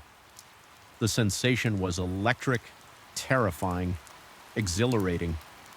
This was what anthropologists dream of: direct contact with an unknown culture, unmediated understanding of an alien perspective. Yet this was something far beyond human experience, something older and wider than our brief existence on this planet. I didn't complete the final step. Some last shred of self-preservation pulled me back from the brink. I staggered away from the circle as darkness fell, driving home in a state of dissociation so profound that I can't recall the journey. Now I sit in my study writing these words as the shadows gather in the corners. My academic mind is still trying to rationalize what's happening, suggesting psychological explanations, stress responses, hallucinations, but that voice grows weaker by the hour tonight. I know I will return to the circle in dreams. The Watchers will be waiting closer than ever, They're patient. They've waited thousands of years. They can wait one more night, but I can feel their anticipation like a pressure behind my eyes. The spiral patterns have appeared on my skin, now faint whirls just below the surface. My neighbor reported seeing lights moving through my garden last night. The birds no longer fly away when I approach, they gather closer, their movements synchronized with my own. I understand now what the ritual truly does. It doesn't summon the watchers to our world. It transforms the practitioner into a vessel, a doorway through which they can perceive our reality more directly. The doctor's journal never mentioned what happens if the ritual is completed. Perhaps he never knew part of me. The professor, the skeptic. The human is terrified of losing myself entirely, but another part growing stronger every day is curious. What will I learn? What will I become?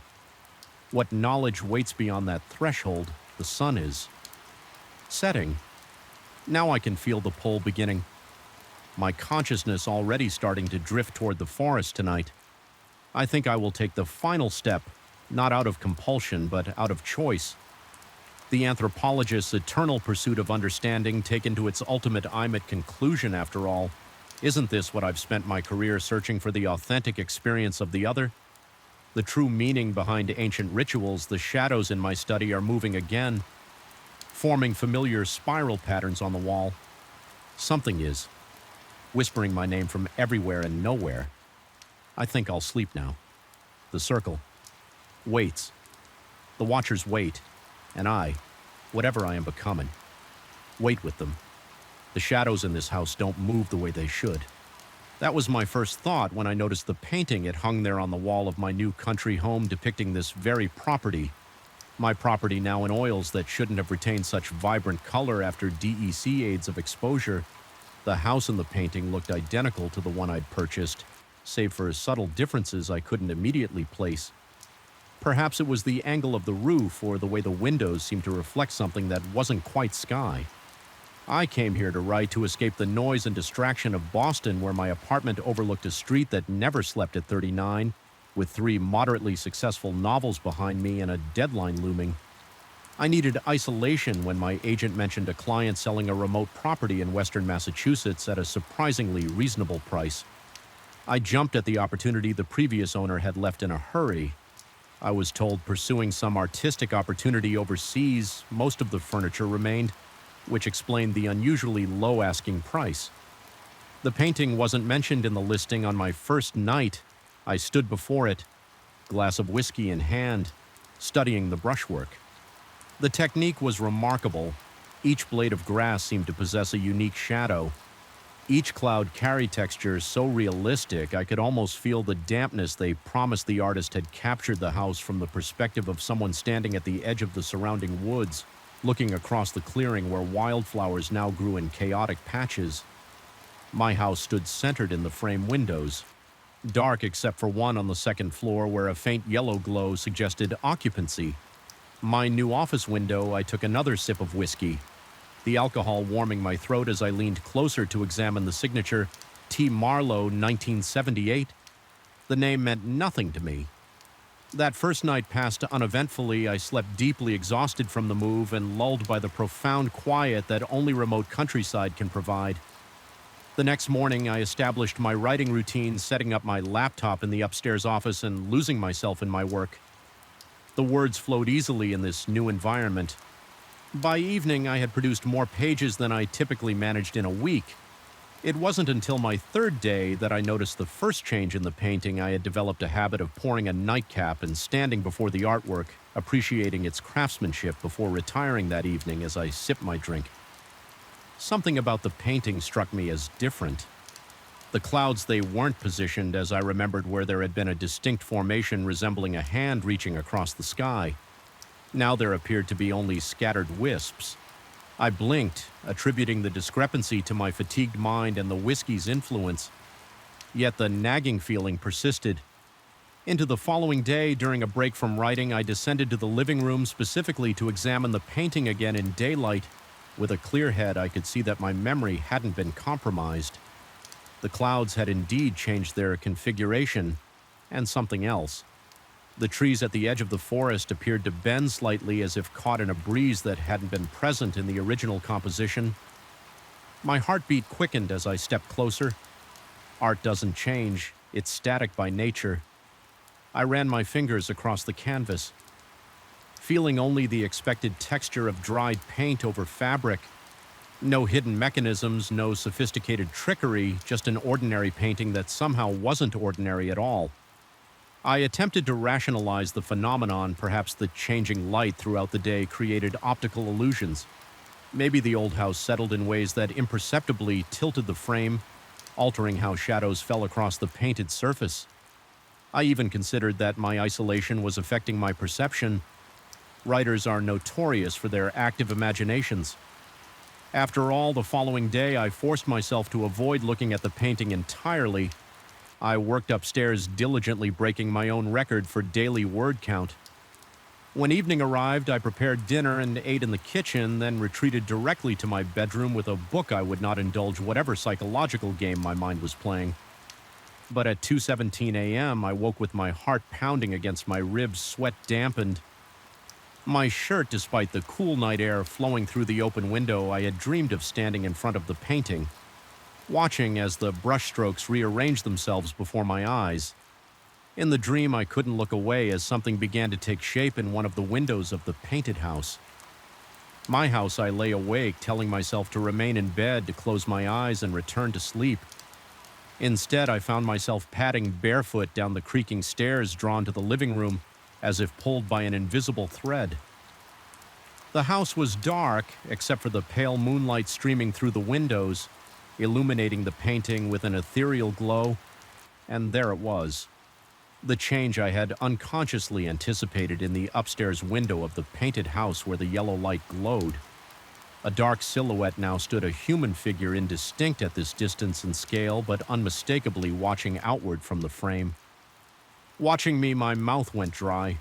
The hairs on my arms stood erect as a chill that had nothing to do with the night air swept over me. I reached for the wall switch with trembling fingers, flooding the room with harsh electric light that somehow made the painted figure appear more solid rather than dispelling it. I approached cautiously, my breath shallow and rapid. The figure remained stationary, a dark blot against the yellow window. It was small given the painting's dimensions, perhaps the size of my pinky fingernail, but its presence transformed the entire work. What had been a peaceful country scene now felt like a window into somewhere I shouldn't be looking. I spent the remainder of the night in a chair opposite the painting, watching it, waiting for movement that didn't come when dawn broke. I made coffee and searched online for information about Marlowe. The results were sparse but disturbing. Thomas Marlowe had been a promising regional artist who specialized in landscapes of western Massachusetts. In the late 1970s, he purchased a remote property, and became increasingly reclusive. His final exhibition featured exclusively paintings of his home, each depicting the structure from various angles and in different conditions. Art critics noted a progression in these works, with the later paintings containing subtle distortions and unsettling elements that departed from Marlowe's previously realistic style. Then I found the newspaper article from 1982 hidden in the digital archives of the local historical society. The headline was "Direct Local Artists Missing Unusual Circumstances." According to the piece, Marlowe had contacted a friend in a state of evident distress, claiming his latest work had become a passage rather than a painting. He reported that something was attempting to cross over from what he called the other side. The friend had dismissed these statements as artistic metaphor until Marlowe's disappearance 3 days later. Investigators found Marlowe's house, my house, immaculate and uninhabited. With a half-completed painting on his easel, the artist was never found. My hands shook as I closed my laptop. The rational part of my mind insisted there must be a logical explanation. Perhaps the painting was designed with some kind of slow-changing material that responded to temperature or humidity. Maybe Marlowe himself had created an elaborate hoax before disappearing to reinvent himself elsewhere. But that night, the figure had moved closer to the painted window. The following days became a blur of anxiety and fascination. I continued writing, producing pages. Filled with increasingly dark themes that diverged from my planned narrative, I couldn't stop myself from checking the painting multiple times daily, documenting each subtle change. The figure grew more distinct as it approached the window of the painted house. I could now make out the suggestion of a man's profile. Though the features remained indistinct, I considered removing the painting, but something prevented me from touching it. When I mentioned the artwork during a phone call with my agent describing it as unsettling, she had no recollection of any painting being included with the house. According to her records and the property inventory, the walls had been bare sleep, became fragmented and filled with dreams of standing before canvas portals. I developed a persistent sensation of being watched. Even when upstairs in my office with the door closed, the sound of brushstrokes sometimes reached my ears in the dead of night. Soft, wet sweeps against canvas when there was no possible source for such noises. A week after discovering the moving figure, I contacted the previous owner through my agent. His emailed response was brief and troubling. There was no painting when I left. I removed every trace of the original owner's presence. Whatever you're seeing, it returned on its own that night. I stared at the painting from across the room nursing my whiskey without tasting it. The figure now stood directly at the painted window, one hand pressed against the glass from the inside, though still. Rendered in the same oil paints as the rest of the scene, I could clearly discern a man's face gaunt with hollow eyes and an expression of desperate hunger. Not Thomas Marlowe as he appeared in photographs I'd found, but someone else, someone I'd never seen before, but who somehow felt familiar. The window in the painting had begun to distort around the pressure of the figure's hand bulging outward, as if the barrier between the artwork and reality had become flexible.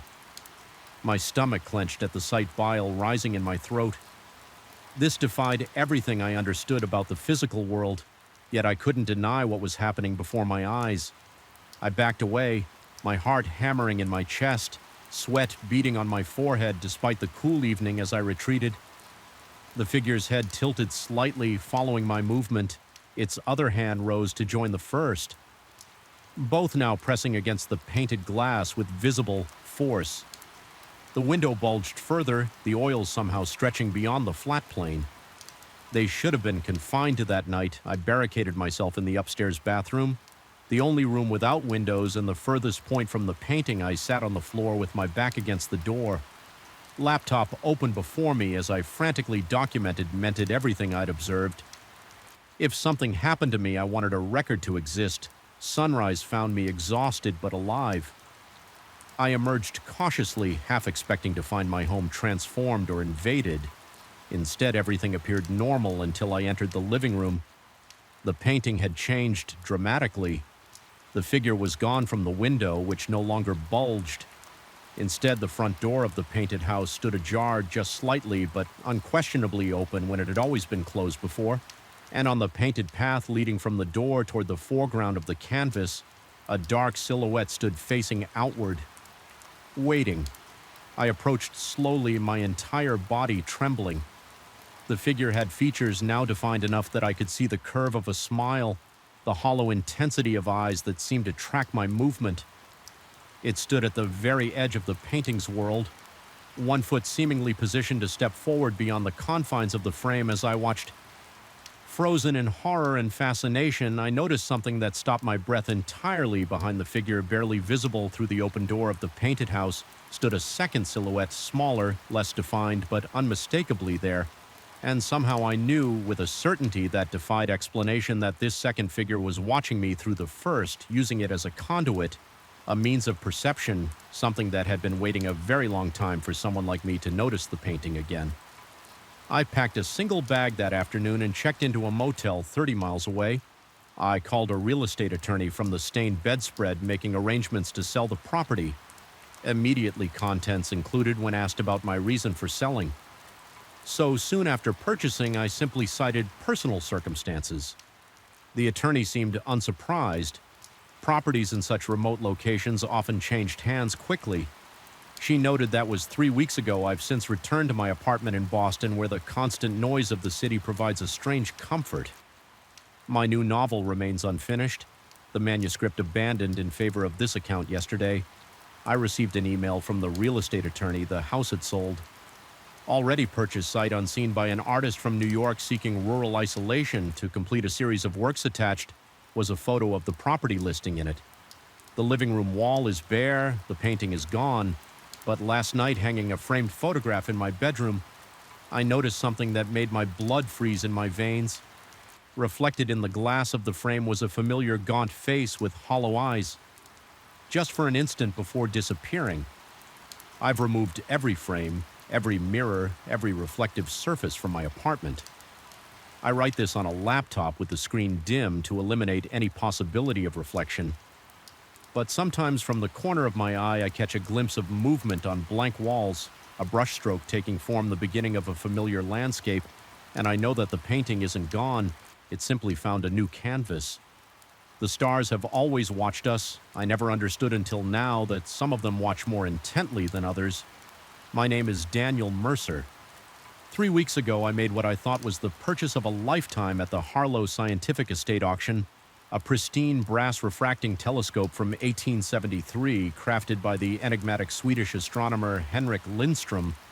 The auctioneer described it as a collector's item with unique optical properties, but at the time I was thrilled to acquire such a well-preserved antique for my collection. I've been an amateur astronomer since college, but at 37 I'd never owned anything so historically significant.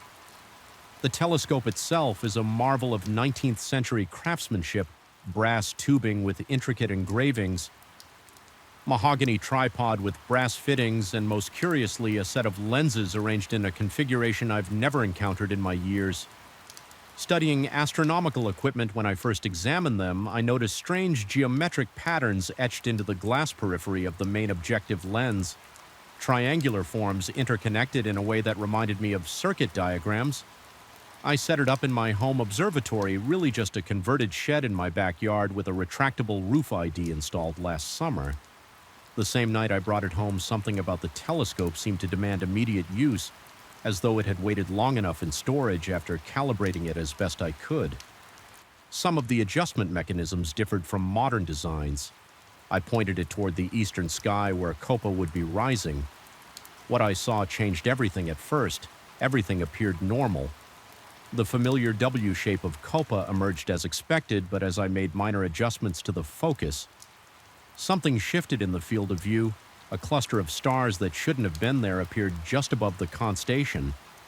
7 points of light arranged in a perfect heptagon glowing with a bluish tint, unlike the surrounding stars.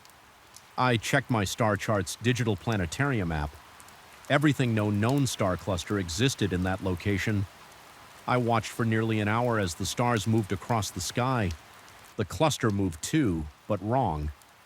It maintained its rigid geometric formation while drifting at a pace slightly faster than the surrounding star field, as if it were closer than the stars behind it, yet still impossibly distant. My hands trembled as I made notes. Drew diagrams. I told myself it must be an optical anomaly in the antique lenses or perhaps a high-altitude drone formation. The rational explanations felt hollow. Even as I wrote them down that night, I dreamt of an impossible sky, black but not empty, filled with geometric patterns of light that pulsed with intelligence. I floated in that void, neither falling nor rising, as the patterns seemed to arrange themselves around me. Studying me from all angles, I woke drenched in sweat, my heart hammering against my ribs on the bathroom mirror. I found a symbol drawn in condensation that hadn't been there when I'd gone to bed, a heptagon with lines connecting each point to its center, the same formation I'd seen in the sky. My stomach twisted as I wiped it away with my palm, feeling the cool moisture confirm it was real. I hadn't been sleepwalking since my teenage years, but what other explanation could there be? The second night I returned to the telescope with a digital camera rigged to capture what I saw.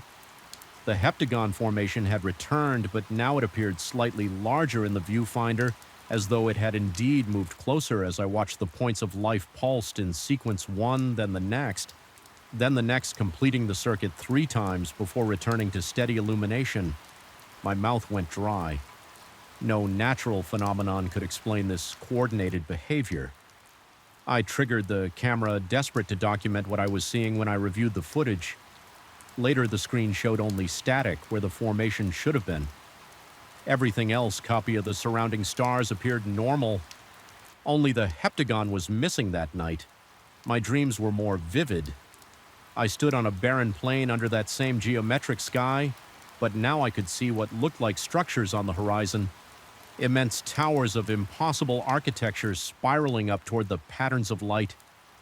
A wind carried whispers in a language that seemed to twist inside my ears, almost comprehensible but slipping away before understanding could form. I woke to find my hands stained with ink, and on the walls of my bedroom row after row of symbols, curves and angles that hurt my eyes to follow, all arranged around a central heptagon. My pulse raced as I stumbled from room to room, finding more symbols scattered throughout the house, on windows mirrors, even across the screen of my laptop. I hadn't done this. I couldn't have done this. The symbols were too precise, too alien to anything I might create. Even in some somnambulistic state, I spent the morning researching Henrik Lindström, the telescope's creator. University archives and astronomical historical societies had little information.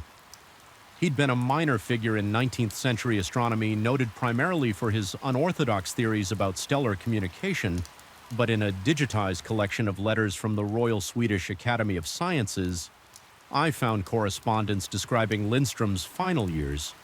According to his colleagues, he had become obsessed with a particular region of the sky near Kopa, claiming to have discovered what he called the Watcher's entities that existed between the stars and observed humanity. Through means beyond our comprehension, his final letter to the Academy, dated November 1874, stated that he had established contact and was preparing for their arrival. He disappeared the following week. His workshop found empty except for designs for the very telescope. Now in my possession, my throat constricted as I read the accounts. The hair on my arm stood on end. Despite the warmth of the room, I should have immediately destroyed the telescope, buried it, anything. But instead, I felt compelled to look again to confirm, to understand. The third night brought no clouds to obscure my view. The heptagon had grown dramatically larger, each point of light now clearly visible as a pulsing orb rather than a distant star. They rotated slowly around their center, which appeared as a void darker than the night sky itself. As I watched transfixed, the pattern began to emit beams of light that converged at a point that I calculated with growing horror to be directly above my house. My hands shook so violently I could barely maintain focus on the eyepiece. My breathing came in short, painful gasps. Something warm trickled from my nose. Blood, I realized, wiping it away with trembling fingers, yet I couldn't look away. A pressure built behind my eyes. As the lights pulsed faster, images flooded my mind. Vast cities of non-Idean architecture, beings of light and geometry moving through dimensions. I couldn't comprehend a network of observers spanning galaxies watching. Always watching, and through it all a sense of ancient attention finally deliberately returned. They had been watching us, watching me for longer than I could fathom. The telescope wasn't just an instrument for seeing, it was a beacon. A signal device crafted by Lindström to open a channel, and I had reactivated it. I tore myself away from the eyepiece, my legs buckling as I scrambled backward across the observatory floor. The symbols on the walls glowed with a faint luminescence, now pulsing in rhythm with my racing heartbeat. Through the open roof of the observatory, I could see the actual stars above, and there visible to the naked eye where nothing should be. 7 points of blue light arranged in perfect heptagonal formation. They were no longer visible, only through the telescope. I fled into the house, locking doors, pulling curtains. My mind raced through options. Destroy the telescope, contact someone, but who would believe this? My hands fumbled for my phone, but the screen displayed only a repeating pattern of the same alien symbols. Now covering my walls in the bathroom, I splashed cold water on my face, trying to calm my ragged breathing and clear my thoughts. The face that stared back from the mirror was barely recognizable. Bloodshot eyes, skin pale and drawn dark circles, like bruises behind me reflected in the mirror. I saw the bathroom wall now covered in symbols that traced themselves as I watched, as if drawn by an invisible hand. I spent that night huddled in the corner of my living room, lights blazing, an old baseball bat across my knees, though I knew it would be useless against whatever was coming. In brief moments of clarity, I wondered if I was experiencing a psychotic break, but then I'd see the symbols pulse with that alien light, or a glimpse through the window blinds the 7 points of blue fire. Now hanging low in the sky at dawn, a high-pitched tone began emanating from the direction of the observatory. I covered my ears, but the sound seemed to bypass them entirely. Resonating directly in my skull, it modulated in patterns I began to recognize his language. The same curves and angles now covering every surface of my home, against all instinct for self-preservation. I found myself walking toward the observatory, drawn by a compulsion beyond my control. The telescope stood where I'd left it, but now the brass glowed with an internal light, the etched patterns on the lenses burning blue, the air around it shimmered with distortion. I understood then what had happened to Lindstrom. He hadn't disappeared, he had been taken, or perhaps had gone willingly to join the Watchers, and now they had returned for another observer with the last of my autonomous will.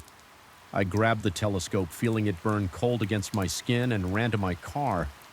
I drove for hours, putting as much distance as possible between myself and my home.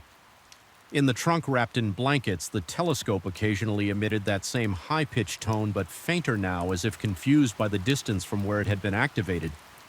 I've taken residence in this motel under a false name. Writing this account while I still can, the symbols have begun appearing here too. Slower, fewer, but unmistakable on the ceiling above the bed. Through the window on clear nights, I can see them watching 7 points of blue light, smaller at this distance, but still arranged in their perfect heptagon. I've researched methods of destroying the telescope, but every time I approach it with that intent, my muscles seize and my vision blurs until I retreat. Whatever connection has been established works both ways. They found Lindstrom through his creation, and now they found me. Sometimes I wonder if they mean harm, or if their concept of interaction is simply so alien that what feels like terror, to me, is merely their attempt at communication. Perhaps Lindstrom understood this better than I do last night. I dreamed of him for the first time, an old man with wild eyes and a serene smile standing on that alien plane beneath the geometric sky. He held out his hand to me as the massive towers in the distance began to move, revealing themselves not as structures but as entities. Vast beyond comprehension, they only want an observer. He said in the dream, every lens looks both ways. I've sealed the telescope and a storage unit registered to a name that cannot be traced to me. I leave this account for whoever might find it. Should I disappear, as Lindstrom did, I feel the pull each night, the invitation to look up and see them watching, waiting for me to accept my role, and part of me, a growing part, wants to see what they have to show me. If you're reading this and you come across an antique brass telescope with strange patterns etched into its lenses, leave it where it lies. Some things in the universe observe us more closely than we could ever observe them, and once they've seen you through the right lens, they never look away. The stars have always watched us, but now I understand some of them have been waiting for us to watch back the first time I heard it. The sound didn't just fill the room, it penetrated my bones. A resonance so pure seemed to vibrate the very atoms of my being. That's when I should have known the violin wasn't just old, it was hungry, not for flesh or blood, but for something far more precious. Memory, emotion, the very essence of human experience. I realize now that every note I coaxed from those ancient strings was feeding something that should have remained dormant, buried in the forgotten corners of history. But by then it was already too late. The auction house was stuffy that afternoon, the air thick with dust, mows dancing in the sunbeams that streamed through tall windows. I hadn't planned on bidding on anything, merely accompanying my colleague Martin, who was looking for period furniture for his new apartment. Yet there it was. Lot number 137, a violin case, weathered and unassuming, tucked between ornate candelabras and Persian rugs. Something about it pulled at me after 50 years as a session musician and composer. I'd handled hundreds of instruments, but never had I felt such an immediate, visceral attraction. The auctioneer mentioned it was part of an estate sale. The previous owner, an elderly recluse, had no family to claim his possessions when they opened the case for viewing the instrument inside looked unremarkable. A violin of indeterminate age, its varnish darkened and cracked in places, the scrollwork detailed but worn smooth at the edges from centuries of handling. I raised my paddle almost involuntarily when bidding started at $3,200. It was a steal even for an instrument of uncertain providence. Martin raised an eyebrow at me, mumbling that it wasn't like me to make impulse purchases. He was right, of course. In my 5 decades of professional musicianship, I'd always been methodical, practical. This was different. It felt like the violin had chosen me. The case was heavier than expected when I collected it out. After the auction, the attendant handed me a small envelope containing what little they knew of its history, supposedly crafted in northern Italy in the late 1700s, passing through several owners before landing with the recently deceased collector no-maker. Mark was visible inside the body, though the craftsmanship suggested someone of considerable skill. That first night, I stayed up until dawn playing it. The tone was extraordinary, rich and complex with harmonics that seemed to hang in the air long after the bow left the string. My fingers moved with unusual confidence across the neck, finding positions that felt oddly natural, despite the instrument's unfamiliar dimensions. By morning, my fingertips were raw, my shoulder aching, but my mind was electrified. I hadn't played with such abandon since my conservatory days. It was during that initial session that I first noticed something peculiar when I experimented with a melancholy etude in D minor. The table lamp beside me flickered not in the rhythmic pattern of a loose bulb, but in perfect synchronization with certain phrases. I dismissed it as coincidence. My old brownstone had wiring issues after all 3 nights. Later it happened again. This time I was working through a Bach Pardia when the wine glass on my side table began to vibrate, creating a subtle ringing that harmonized with the notes I was playing when I stopped it, ceased immediately when I resumed. So did the resonance. My rational mind searched for explanations, acoustic physics, sympathetic vibrations, but found each lacking. The dreams began a week later. In the first one, I found myself in a candlelit room I didn't recognize. The walls were covered with faded floral wallpaper, the furnishings ornate and antique. A man sat opposite me, dressed in clothing at least 2 centuries out of date, a high-collared shirt, waistcoat, and dark jacket. His face was gaunt but intense, with deep-set eyes that reflected the candlelight. He didn't speak, not with words. Instead, he raised a violin identical to mine and began to play. The composition was unlike anything I'd ever heard. Complex counterpoints woo through a melodic structure that seemed to defy conventional harmony, yet resolved with an emotional impact that left me breathless. I watched his fingers dance across the strings, committing each movement to memory. I woke with tears streaming down my face and the melody still resonant in my mind. Without hesitation, I reached for the violin beside my bed and began to play exactly what I'd heard in the dream. My fingers found the notes with perfect precision, as though I'd practiced the piece for years. When I finished, I scrambled for manuscript paper, desperate to capture it before it faded from memory. 3 hours later, I had transcribed the entire composition, some 27 pages of notation that should have been far beyond my capabilities. To recall, I showed the piece to Martin when he visited that weekend. He's a chist with the Philharmonic. Not easily impressed by amateur compositions, I didn't tell him about the dream, merely that I'd been experimenting with a new style as I played. I watched his face transform, at first curious, then intent, and finally strangely stricken when I finished. His eyes were redeemed, his breathing shallow. He asked me, voice unsteady, where I'd gotten the inspiration. Without waiting for my answer, he described feeling an overwhelming sense of longing for a homeland he'd never known, a place of mist. Covered mountains and ancient stone. Martin, who'd never left the East Coast except for concert tours, spoke of specific streets in a village he couldn't name, of the smell of peat fires and the sound of a language he'd never heard.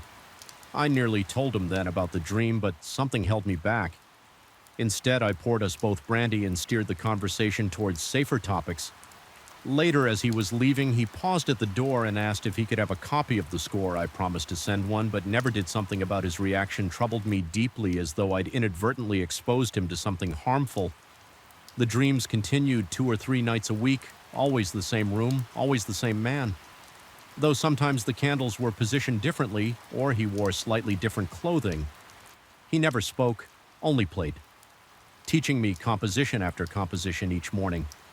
After I would wake and transcribe what I'd learned, building a collection of works that grew increasingly complex and emotionally potent, I began to research obsessively, searching for any reference to the music or the man in my dreams. The style suggested late 18th century with innovative elements that peeraged the Romantic period. Yet I could find no record of compositions matching these characteristics from that transitional era. It was as if they'd been erased from musical history or had never existed at all around this time. Strange occurrences in my apartment became more frequent. Books would fall from shelves when I played certain passages. The temperature would drop suddenly in the room, sometimes dramatically enough to see my breath cloud before me twice. I distinctly heard what sounded like a man humming along with my playing. Though I was entirely alone, my sleeping patterns deteriorated. Even on nights without the musical dreams, my sleep was fragmented by vague nightmares of being watched, of whispered conversations.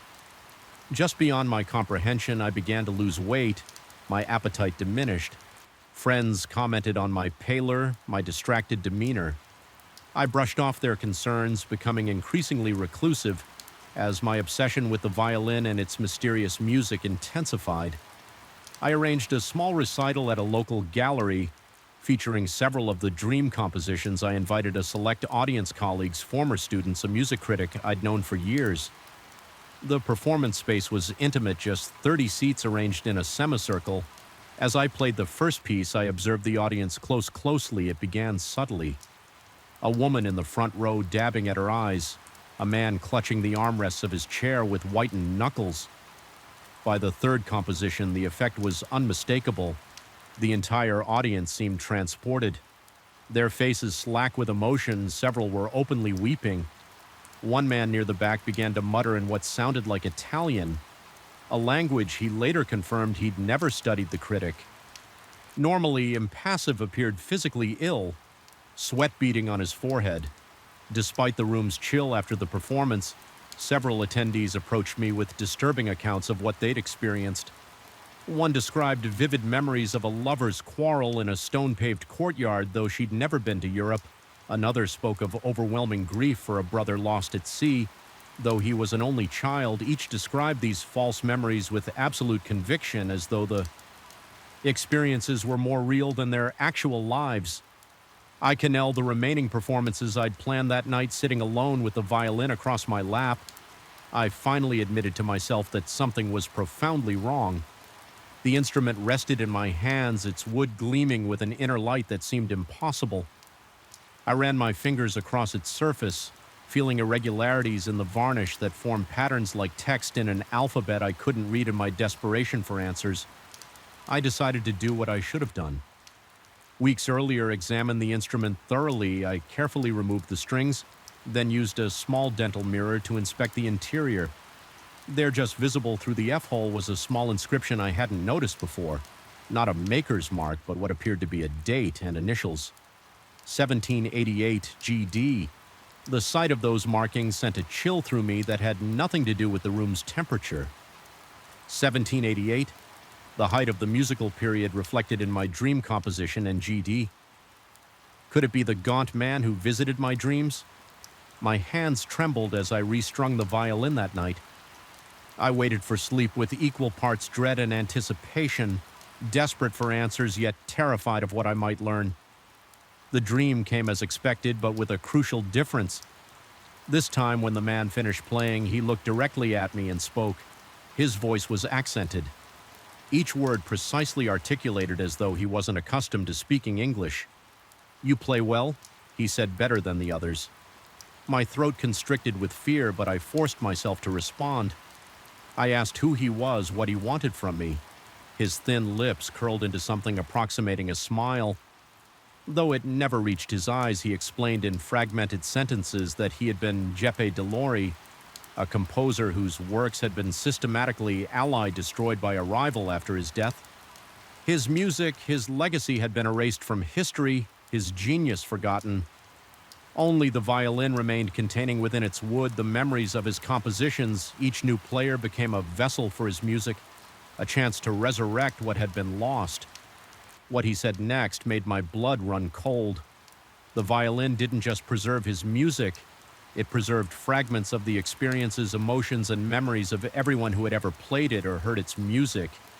Each performance extracted something essential from listeners, storing these emotional essences within the instrument itself. These accumulated experiences were what gave the violin its extraordinary sound, its unnatural power. I asked, voice barely audible, even to my own ears. What happened to the previous owners? His expression darkened, and he merely gestured around the room. His room, I now understood, where he had composed and eventually died. He was showing me my future if I continued. Eternal intimate in this liminal space, neither fully living nor completely dead-bound to the instrument that had consumed me. I woke gasping, my sheets soaked with sweat. The violin lay next to me on the bed, though I distinctly remembered placing it in its case before sleeping. My fingers ached as though I'd been playing for hours next to the bed. Impossibly lay sheets of music notation in my own handwriting compositions. I had no memory of transcribing in the gray light of dawn. I made my decision I couldn't destroy the violin, something that ancient and powerful wouldn't be so easily eliminated, and I couldn't bear the thought of its music being lost forever. Yet I couldn't keep it knowing what it was doing to me. And to those who heard it played that afternoon, I carefully packed the violin and drove to the countryside where my mentor, now in his 90s, lived in semi-retirement. Professor Ambrose had studied musicology and restoration techniques in Vienna. If anyone could understand the instrument's history and significance, it would be him. More importantly, he possessed the wisdom to know what should be done with such an artifact.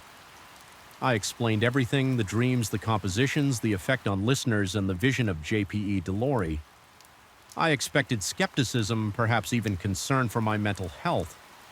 Instead, the old man listened intently, his rheumy eyes focused on the violin case, as though he could see through the leather to the instrument within.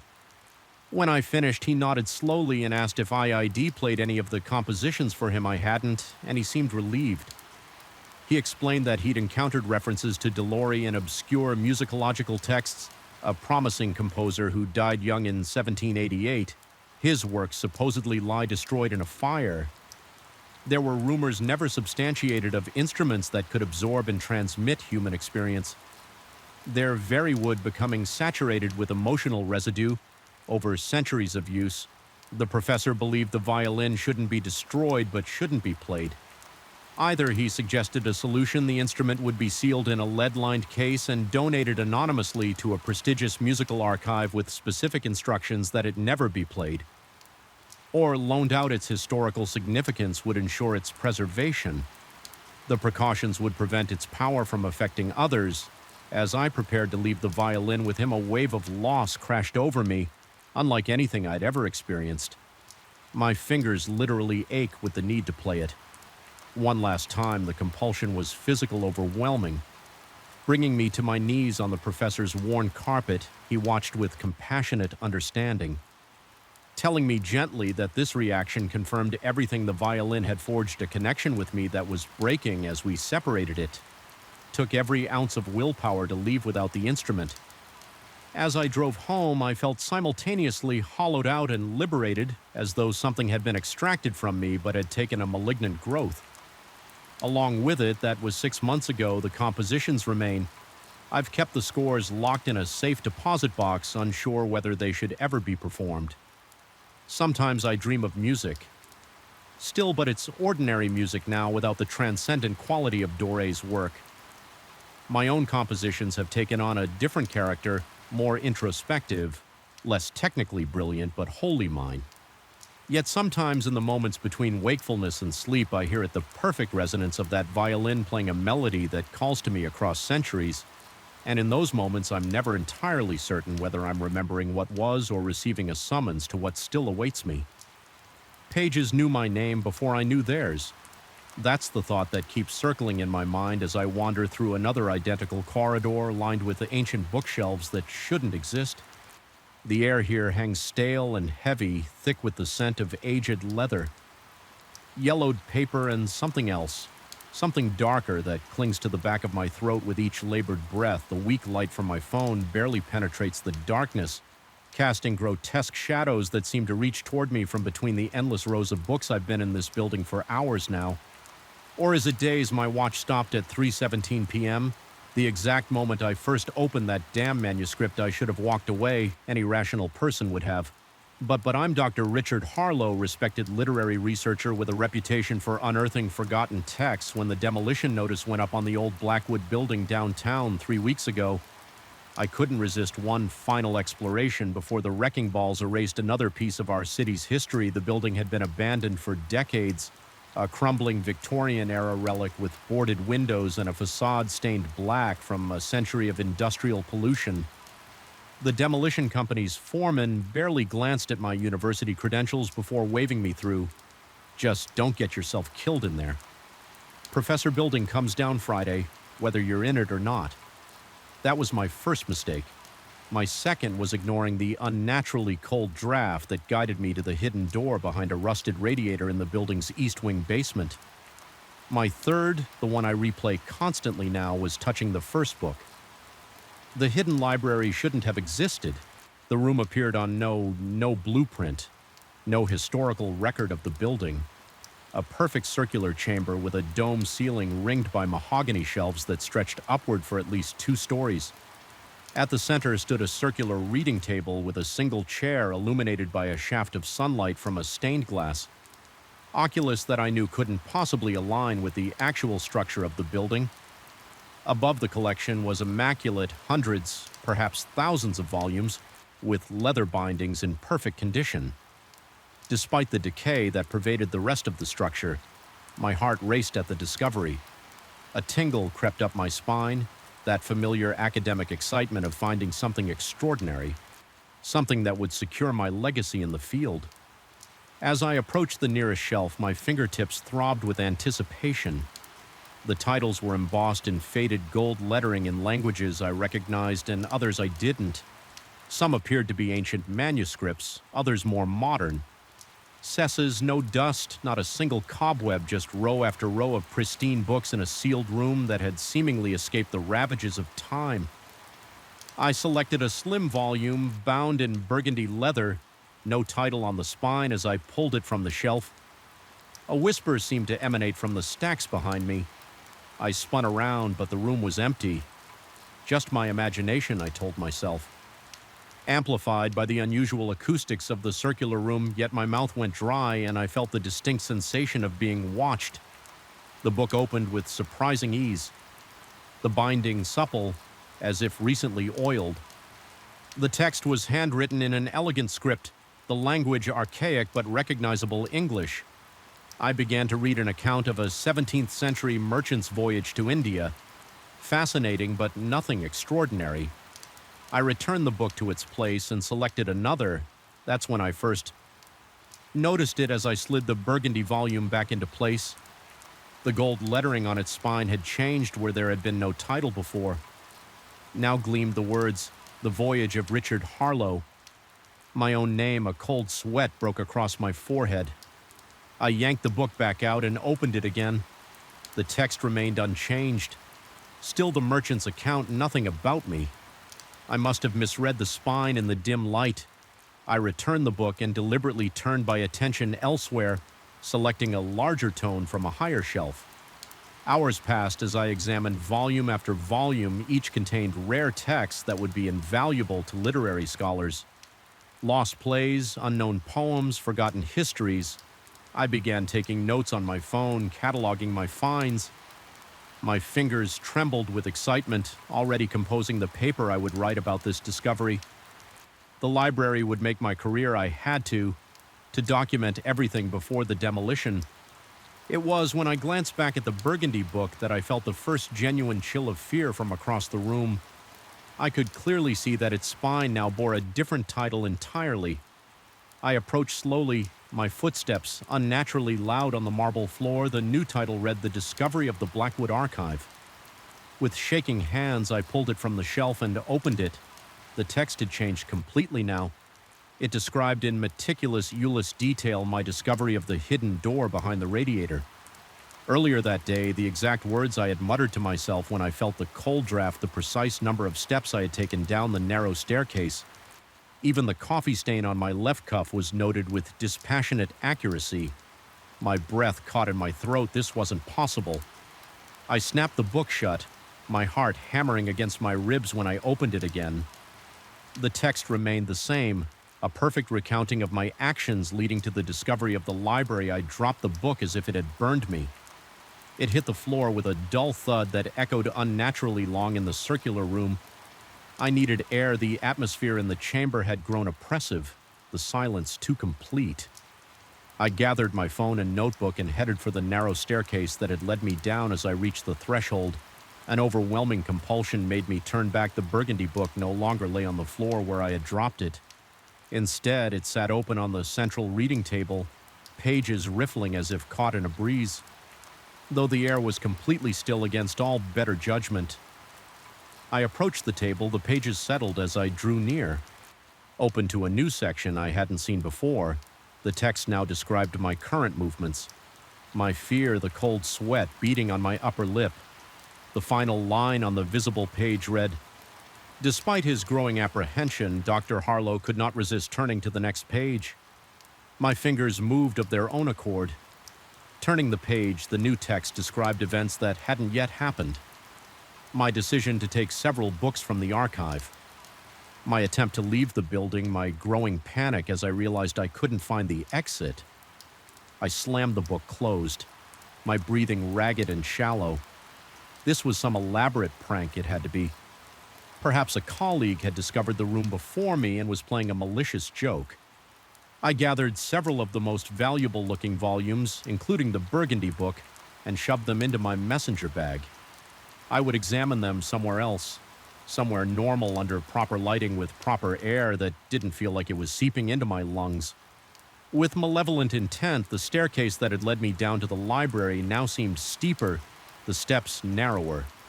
I ascended quickly, desperate to escape the oppressive atmosphere below at the top, instead of the basement room with the rusted radiator. I found myself in a corridor lined with bookshelves identical to those in the circular chamber. My stomach dropped. I must have taken a wrong turn, emerged through a different door.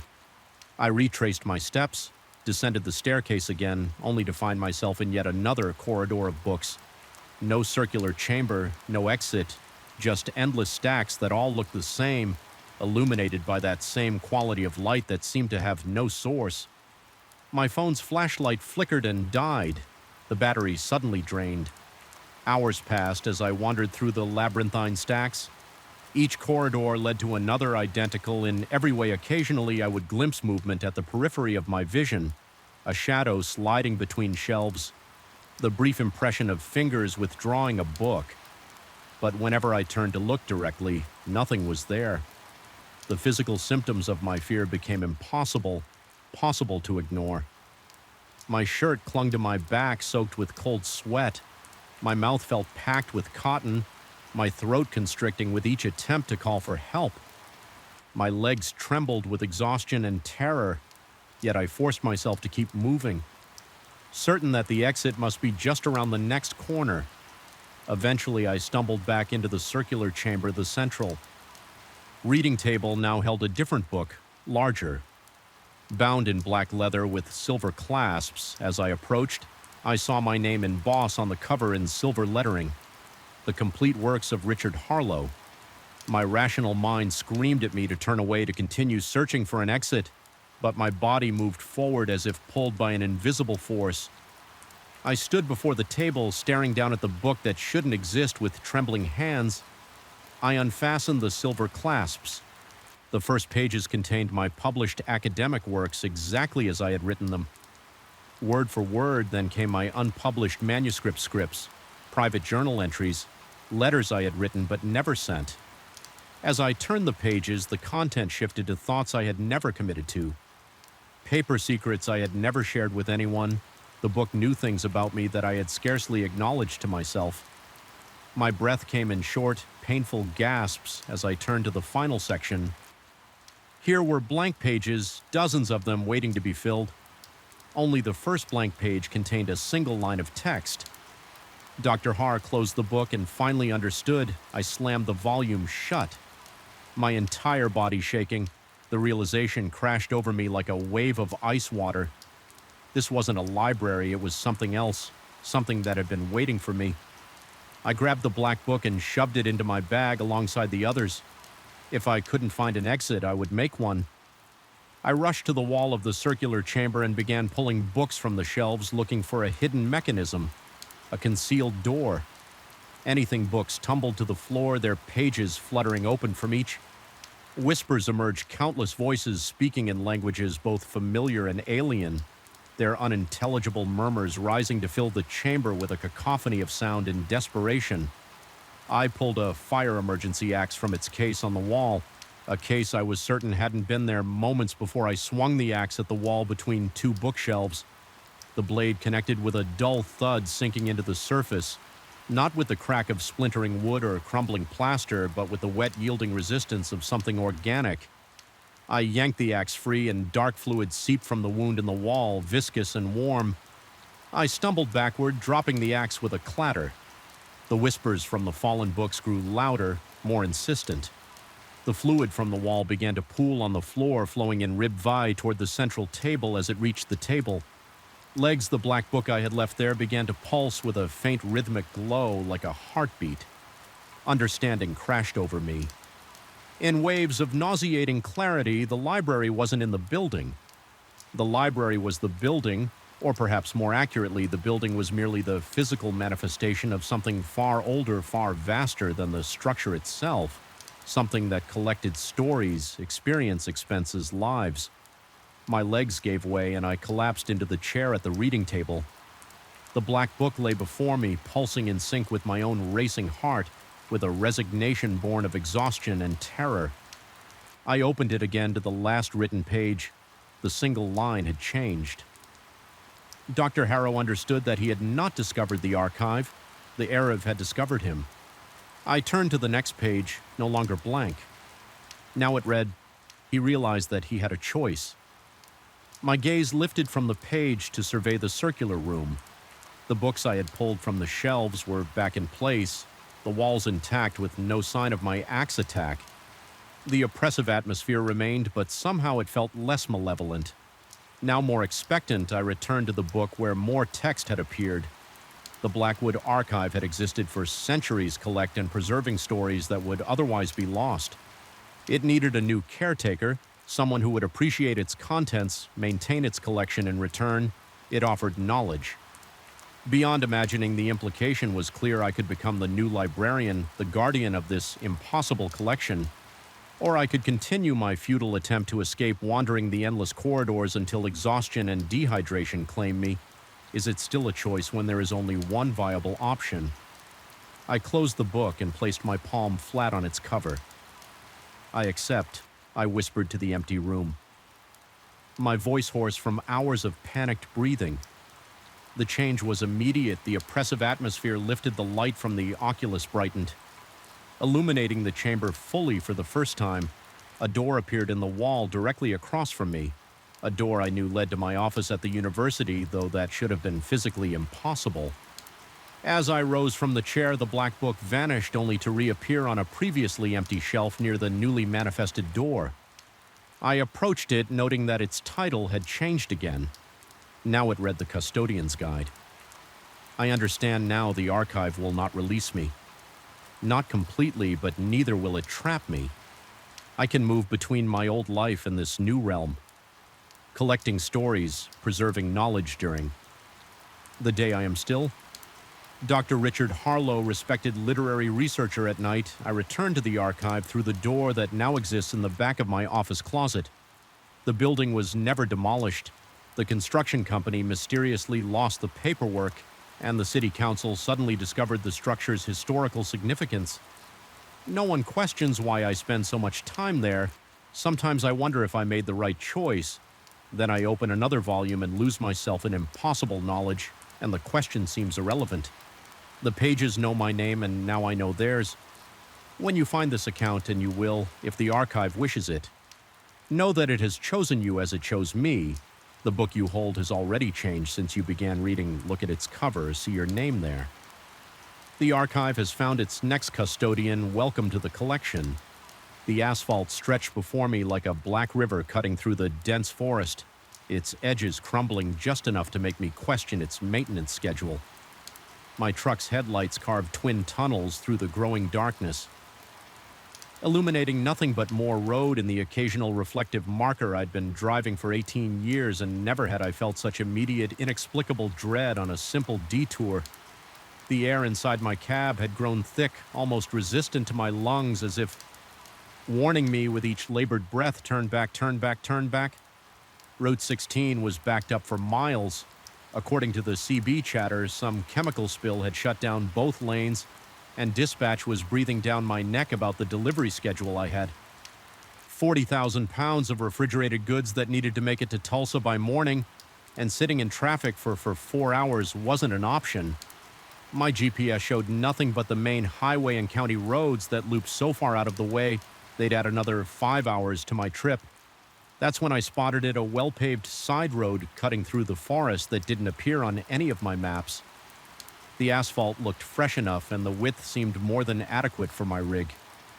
A quick glance at my watch made the decision for me. I signaled, though there was no traffic behind me to care, and guided my 18-wheeler onto the unmarked road. The first 10 minutes seemed to confirm I'd made the right choice. The pavement was smooth, the curves gentle enough for my rig, and the decline in elevation meant I was saving fuel. I even allowed myself a satisfied smile, imagining how I'd tell the other drivers about this shortcut at the next truck stop. It was the sudden absence that I noticed first, the complete lack of other vehicles. No headlights in my mirrors, none approaching from the opposite direction on a front Friday evening. Even a back road should have some traffic. I checked my phone. No signal. My GPS screen displayed nothing but a blue arrow floating in digital emptiness. That's when the landscape began to shift. The changes were subtle at first. The trees grew taller, their trunks wider. With species I didn't recognize from this region, the guardrails. When present, appeared outdated designs I remembered from childhood road trips with my father in the 70s. The few road signs I passed were weathered beyond their years, their reflective coating dulled to near uselessness, displaying speed limits in an older typographic style that had been phased out decades ago. I switched on the radio, hoping for a weather report or some traffic updates. Static hissed from the speakers as I turned the dial through dead air, until suddenly the cabin filled with the unmistakable opening notes of Earth Angel by the Penguins. The song finished, and a deep, smooth voice faded in over the final notes that was the Penguins with Earth Angel climbing the charts this week in 1954. Stay tuned for more of the greatest hits on KXL, your music authority. And don't forget to visit Johnson's Drive-In this Saturday for the grand opening celebration, free popcorn for the kids, and a special appearance by local baseball hero Tommy Williams before he heads off to spring training with the Brooklyn Dodgers. My hands tightened on the steering wheel, knuckles whitening. The Dodgers hadn't been in Brooklyn since 1957. I jabbed at the radio preset buttons, but each one now played only variations of the same station swing music. Do early rock and roll. Every announcer spoke as if it were the mid-1950s, promoting events long past and products long discontinued. The truck's thermometer showed 72 degrees, but a chill raised goosebumps along my arms. Sweat beaded on my forehead, trickling down my temples. Despite the cold that seemed to emanate from somewhere deep inside me, my breathing quickened, each exhale visible as a small cloud in the supposedly warm cab. I decided to turn around. This shortcut was clearly taking me too far off course, and something about it felt increasingly wrong. I slowed the rig, looking for a suitable turnout or intersection. The road stretched empty before and behind me, curving gently through densely wooded hills. After another mile, I spotted a wide shoulder and carefully maneuvered my truck around, facing back the way I'd come. I accelerated, expecting to retrace my path to the highway, but after 15 minutes of driving, I'd encountered no intersection, no familiar landmarks from my inbound journey. The forest pressed closer to the roadside, the trees now massive primeval things with gnarled branches that seemed to reach toward the road. My headlights caught the reflective eyes of something watching from between the trunks, something too tall to be a deer. The muscles in my jaw ached from clenching my teeth. My mouth had gone desert dry, despite the bottle of water I kept draining. The road should have returned me to the highway by now. I checked my odometer. I'd driven further on the return journey than the entire distance I'd traveled on this road in the first place. The radio continued its unsettling broadcast, now playing a news update about the Suez Crisis and Soviet troops in Hungary. The announcer's voice occasionally distorted, stretching and compressing like a tape player with dying batteries between songs. I could now hear something else beneath the announcer's voice. Whispers too faint to make out, but clearly there. A chorus of hushed voices murmuring behind the broadcast. I shut off the radio, but the whispering continued. It took me several terrifying seconds to realize it was coming from my CB radio, which I had not turned on. I reached for it with a shaking hand and picked up the handset. "Come back to us, been waiting so long, your place is ready." "We saved your seat." The voices were numerous, overlapping, speaking in unison, and yet somehow out of sync. I slammed the handset back into its cradle and yanked the power cord from the unit. The whispering stopped, but the silence that followed pressed against my eardrums with an almost physical weight. My headlights seemed to be dimming their beams, penetrating less and less of the darkness ahead. I flipped on my high beams and fog lights, but the added illumination made little difference. The darkness had a thickness to it, a substance that swallowed light. The road before me changed. The relatively new asphalt gave way to an older concrete surface divided by tar-filled expansion joints that created a rhythmic thump-thump under my tires. These older highways had been largely replaced in the 1960s. I checked my side mirrors, hoping to see the lights of another vehicle, any sign of the present day, but there was only darkness. My truck's engine note changed, dropping to a lower labored growl. Despite my foot maintaining the same pressure on the accelerator, the speedometer needle dropped from 55 to 40, then 35. The engine straining against some invisible resistance. Warning lights flashed on my dashboard. Oil pressure battery check engine. Though the truck was barely a year old and had been serviced the previous week, the air grew colder still, my breath now clouded heavily with each exhale, and frost patterns began forming at the edges of my windshield. The defroster strained uselessly against the creeping ice. My fingers felt stiff joints aching as I gripped the wheel. That's when I saw them, the lights ahead. Not headlights, but the warm yellow glow of street lamps, illuminating what appeared to be a small town nestled among the trees. Relief washed through me, so powerful I felt lightheaded civilization. People help as I approached. The details resolved themselves through the darkness. It was indeed a town, or at least a main street with buildings that wouldn't have looked out of place in a documentary about 1950s. America, a movie theater with a triangular marquee, a drugstore with a soda fountain visible through large windows, a service station with gleaming pumps and rounded edges that had gone out of style decades ago, and there were people, silhouettes moving along the sidewalks, entering and exiting the buildings, but something was wrong with their movements. They seemed to stutter like frames missing from a film reel, appearing in one spot and then another without the intervening motion, and they cast no shadows, despite the streetlights shining directly on them.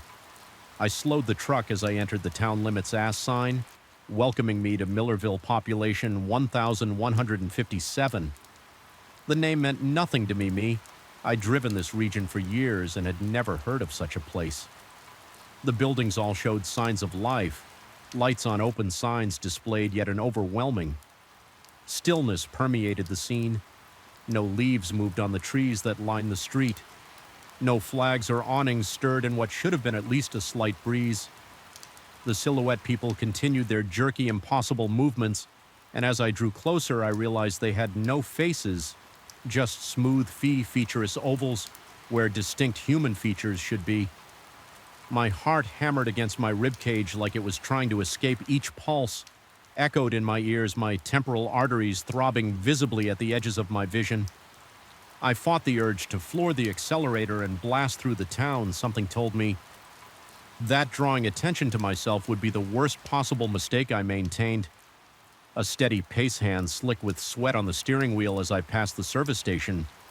All the faceless figures stopped their motion simultaneously as one they turned toward my truck. Though they had no eyes, I felt thousands of gazes fixing on me. The pressure of their attention made it difficult to breathe, as if the air itself had become dense and resistant.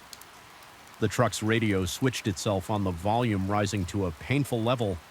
It was no longer playing music, but broadcasting a single voice, male formal, like a news announcer from old television broadcasts. Attention, we have a deviation subject vehicle not scheduled for transition until November. 2026, chronological displacement. Unauthorized retrieval protocol initiated. The faceless figures began moving toward the street, their movements now smooth, purposeful. Some pointed at my truck. Others seemed to be communicating, their featureless heads tilting toward one another. Though no mouths moved, no sounds emerged. I reached the center of town, where the main street intersected with another road. The traffic light suspended above the intersection glowed red in all four directions, simultaneously, an impossible configuration. The faceless figures had reached the edges of the street, now forming a slowly constricting perimeter around my truck. The truck's engine coughed and died.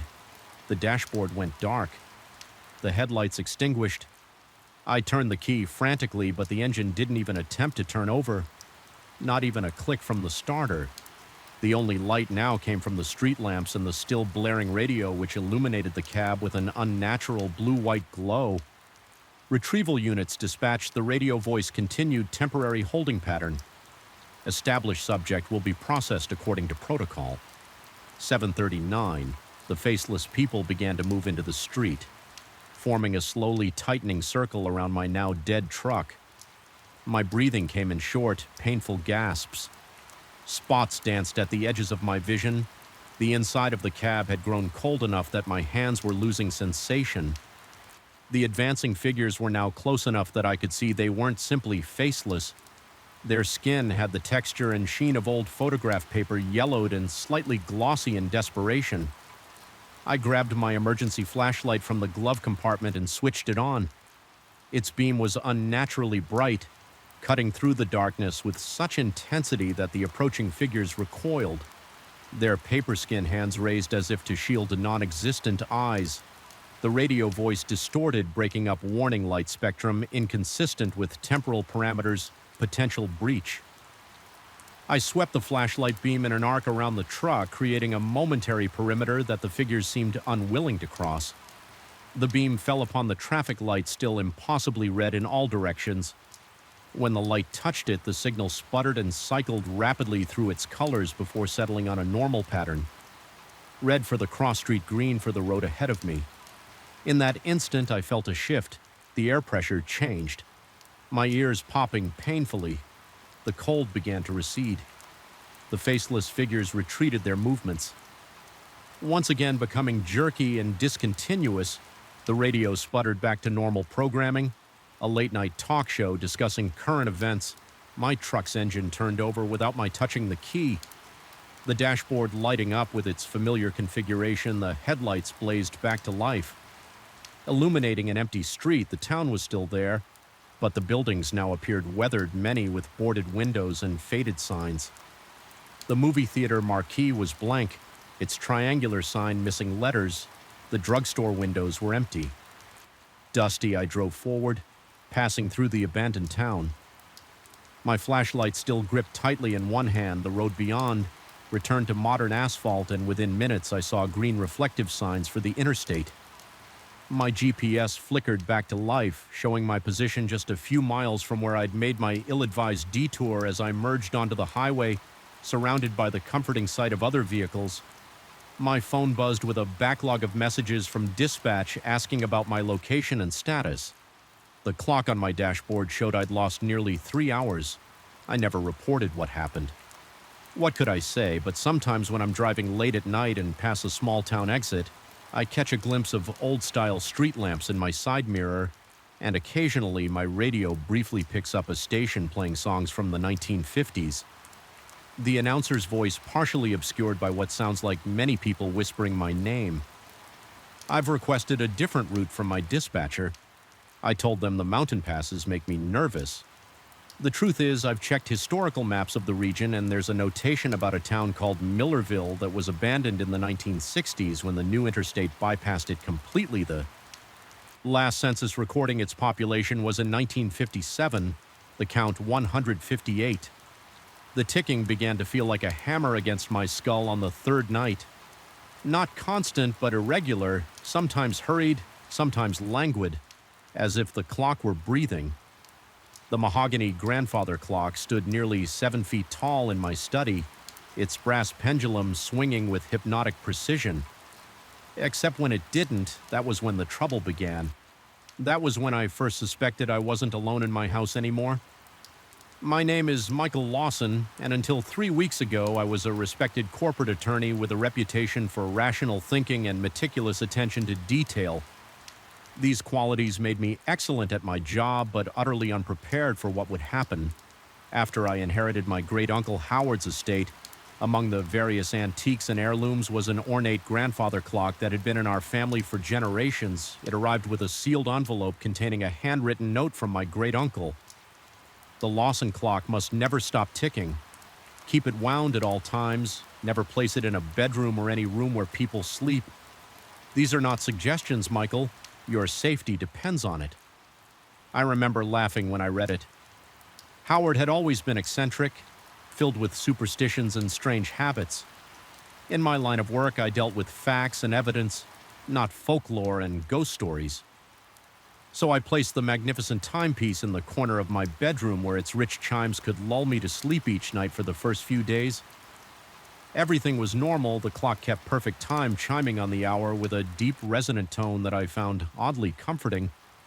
I wound it diligently each morning, admiring the craftsmanship of its gleaming brass mechanisms and intricately carved wooden case. On the 5th day, I woke at exactly 3:17 a.m.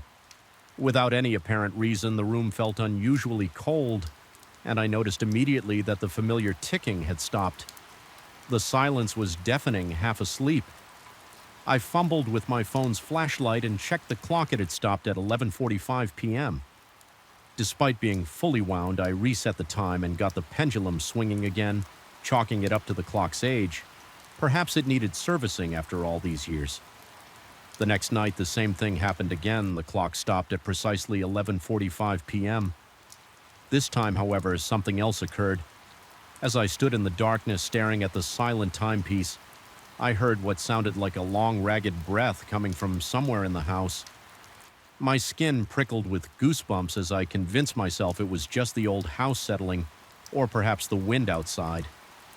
I reset the clock again and returned to bed, pulling the cover tightly around me. Despite the unusually warm night, on the 7th night I decided to stay awake until midnight. Watching the clock, I sat in my reading chair facing the timepiece, a glass of bourbon in my hand at exactly 11:45 p.m. Without any warning or mechanical hesitation, the pendulum simply stopped mid-swing. The ticking ceased, and in that moment of sudden silence, I distinctly heard heavy breathing from the hallway outside my bedroom. My heart hammered against my ribs as I sat. Frozen in my chair, the breathing was unmistakable now. Not my imagination, not the house settling, but the slow, deliberate inhalation and exhalation of something just beyond my door, something waiting. I couldn't move. My muscles had turned to stone as my eyes remained fixed on the shadowy space beneath my door.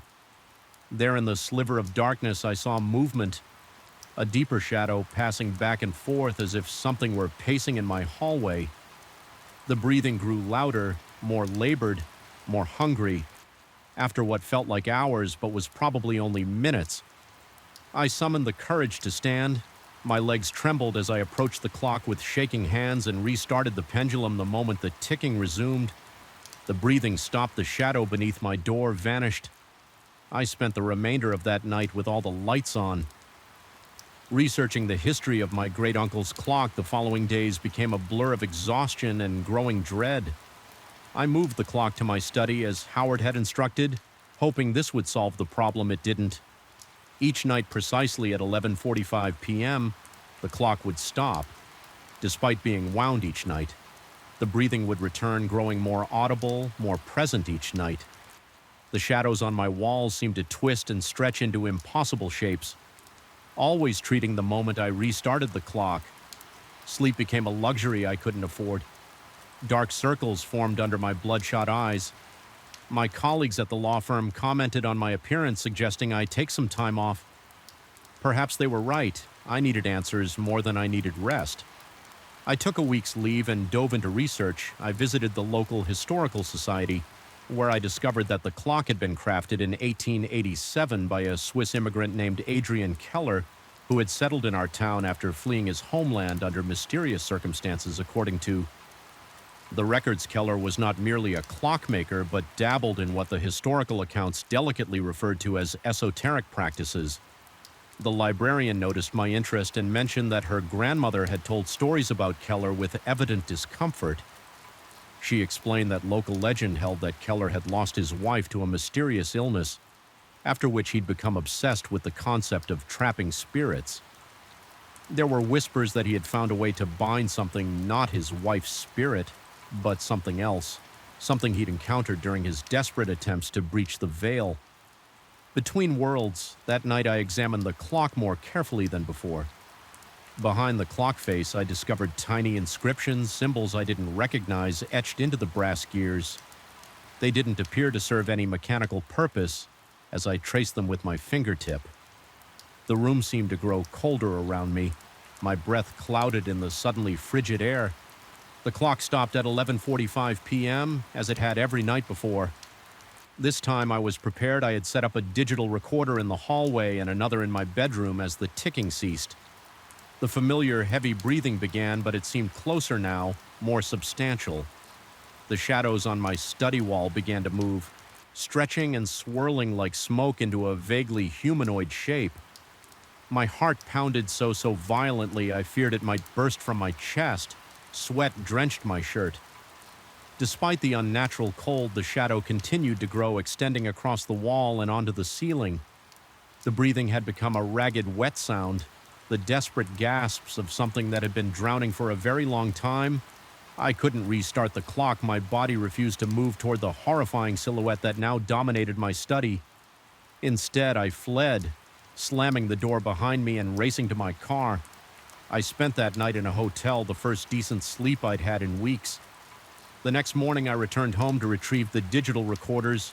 The one in the hallway contained nothing unusual, just the ambient sounds of an empty house. The one in my study, however, made my blood freeze in my veins. After the sound of the door slamming and my footsteps retreating, there was a moment of silence. Then a voice grasping ancient speaking in a language I didn't understand but somehow comprehended on a primal level. It was calling to me, beckoning me back. I contacted a professor of linguistics at the local university, sending him the audio without explanation. His response came the next day. The language appeared to be an archaic dialect of Swiss German, and the words, as best he could translate them, were, "Time is my prison, you will be my freedom." That night I stayed at a friend's house, claiming my apartment was being fumigated. I couldn't bring myself to tell him the truth. He was a fellow attorney, a man of facts and evidence. Like myself, or at least like I had been before the clock the following day, I returned home with a new determination. I wouldn't be driven from my house by fear. I had to understand what was happening in my study. I found the clock running perfectly, as if nothing had ever been wrong. But when I checked my phone, I realized with dawning horror that it was 11:47 p.m. 2 minutes past the time when the clock should have stopped. The ticking suddenly sounded wrong, too loud, too irregular, like a heartbeat, and it was coming from all around me. Not just from the clock, the walls seemed to pulse with each tick. The floor vibrated beneath my feet, and in the glass of the clock face I saw not my reflection but the distorted image of a gaunt, pale face with eyes like empty clocks staring back at me. I stumbled backward, my mouth dry with terror. The face in the glass stretched and warped, its mouth opening in a silent scream, or perhaps a grin. The ticking grew louder, still drowning out every other sound. Including my own panicked breathing in desperation, I lunged for the clock and grabbed the pendulum, forcing it to stop immediately. The ticking ceased. The house fell silent for a moment. I felt relief wash over me until I realized what I had done. I had stopped the clock. The temperature plummeted so rapidly that frost began to form. On the windows, the breathing returned, but it was no longer coming from the hallway or any specific direction. It surrounded me as if the house itself were breathing the shadows gathered in the center of the room, coalescing into a tall, thin figure with elongated limbs and a head that tilted at an impossible angle. "Time is mine now," it whispered in that same ancient dialect, but somehow I understood every word. Its voice sounded like gears grinding against each other through my terror. A realization dawned on me: the entity wasn't trapped in the clock. It was trapped in time, the continuous ticking. The perpetual forward motion of the hands kept it imprisoned in a loop between moments by stopping the clock. I had released it into the present with trembling hands. I reached for the pendulum again, desperate to restart it. The shadow figure glided toward me with unnatural speed, its arms extending like smoke to grasp me. I felt its cold touch on my skin like icy metal as I finally managed to set the pendulum in motion. Once more, the ticking resumed, and the figure screamed a sound like metal tearing as it was pulled back toward the clock. Its form stretched and distorted, being drawn into the mechanism itself. The frost receded from the windows. The temperature slowly returned to normal. I collapsed on the floor, shaking uncontrollably, watching as the last wisp of shadow disappeared into the clock. Faced the next day, I hired movers to carefully transport the clock to a climate-controlled storage facility where I paid for perpetual maintenance.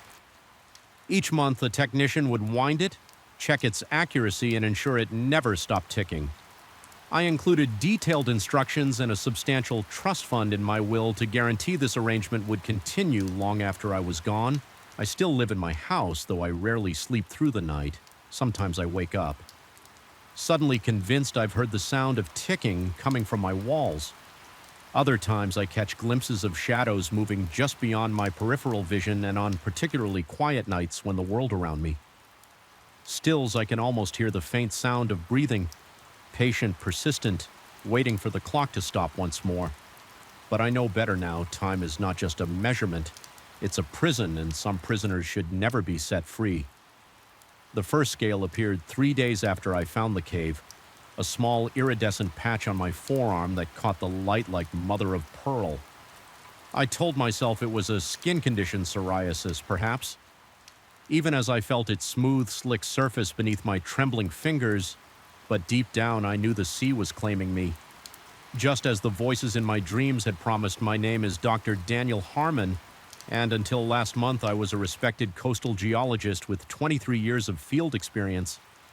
Now I'm not sure what I am becoming. It began during a standard coastal erosion survey along the Massachusetts shoreline. The recent storms had reshaped sections of the coast, exposing rock formations that had been hidden for decades, possibly centuries. I was documenting a series of unusual limestone outcroppings when I noticed the narrow fissure in the cliff face, partially sealed by fallen debris.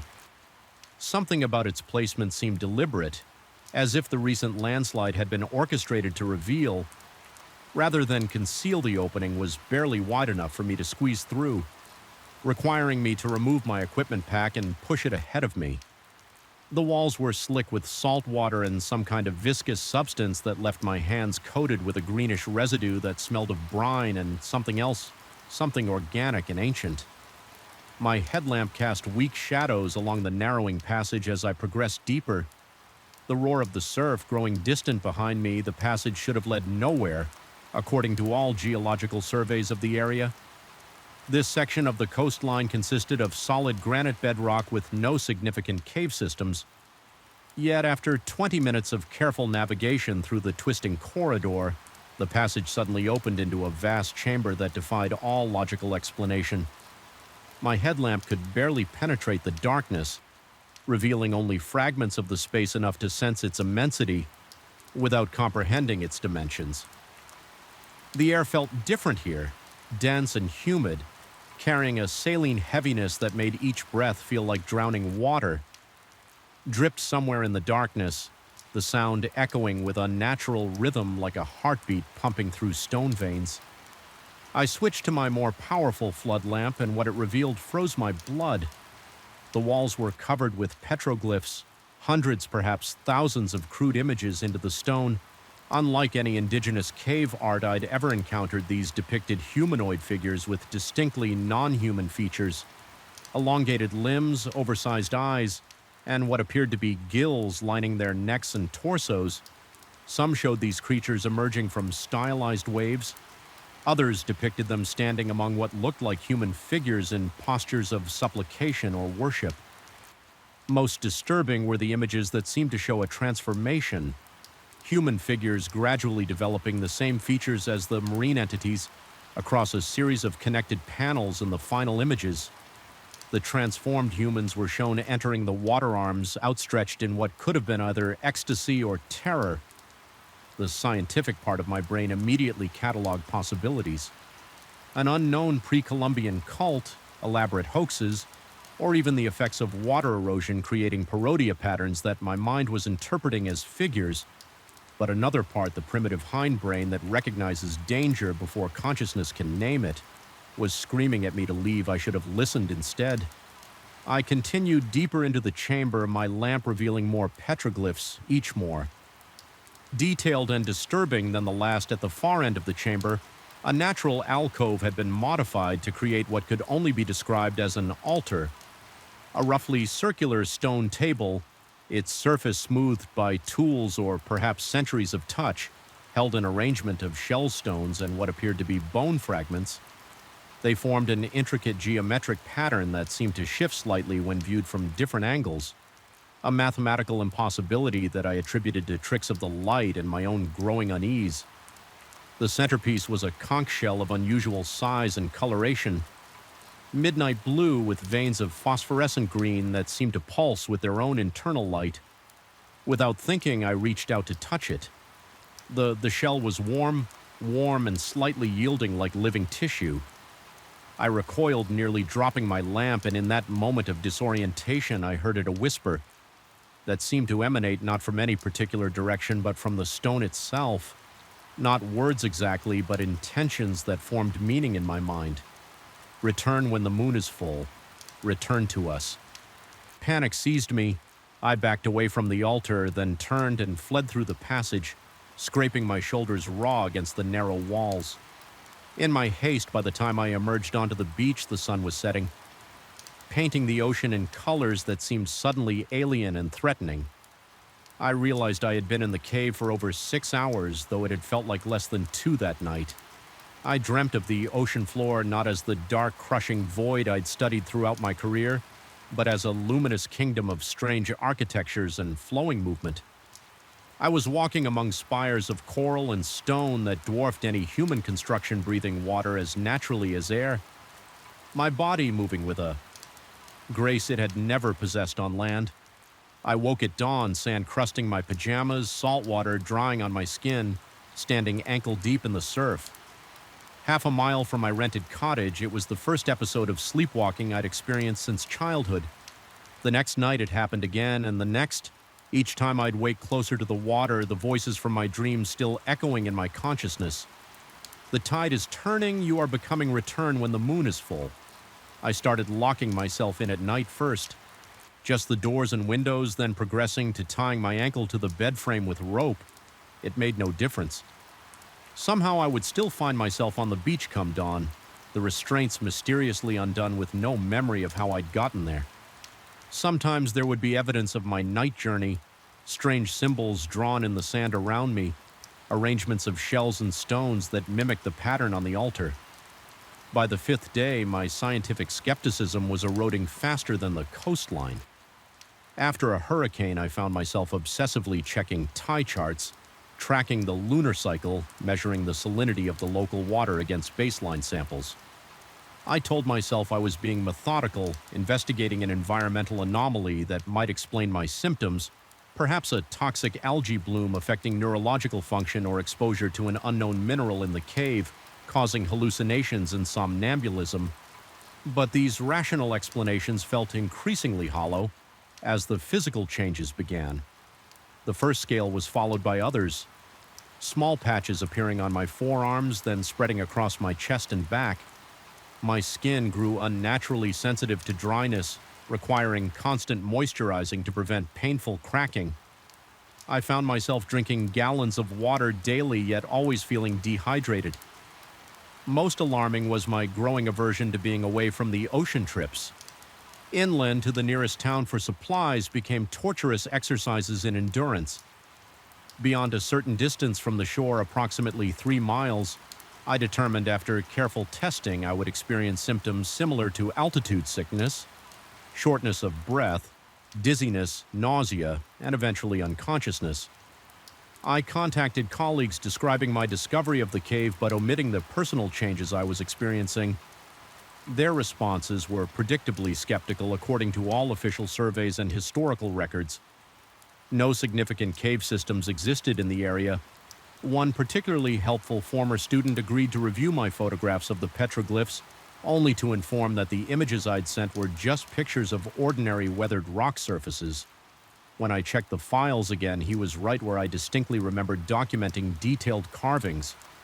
My camera had captured nothing but natural stone textures. My mind raced with possibilities. Was I suffering from a brain tumor?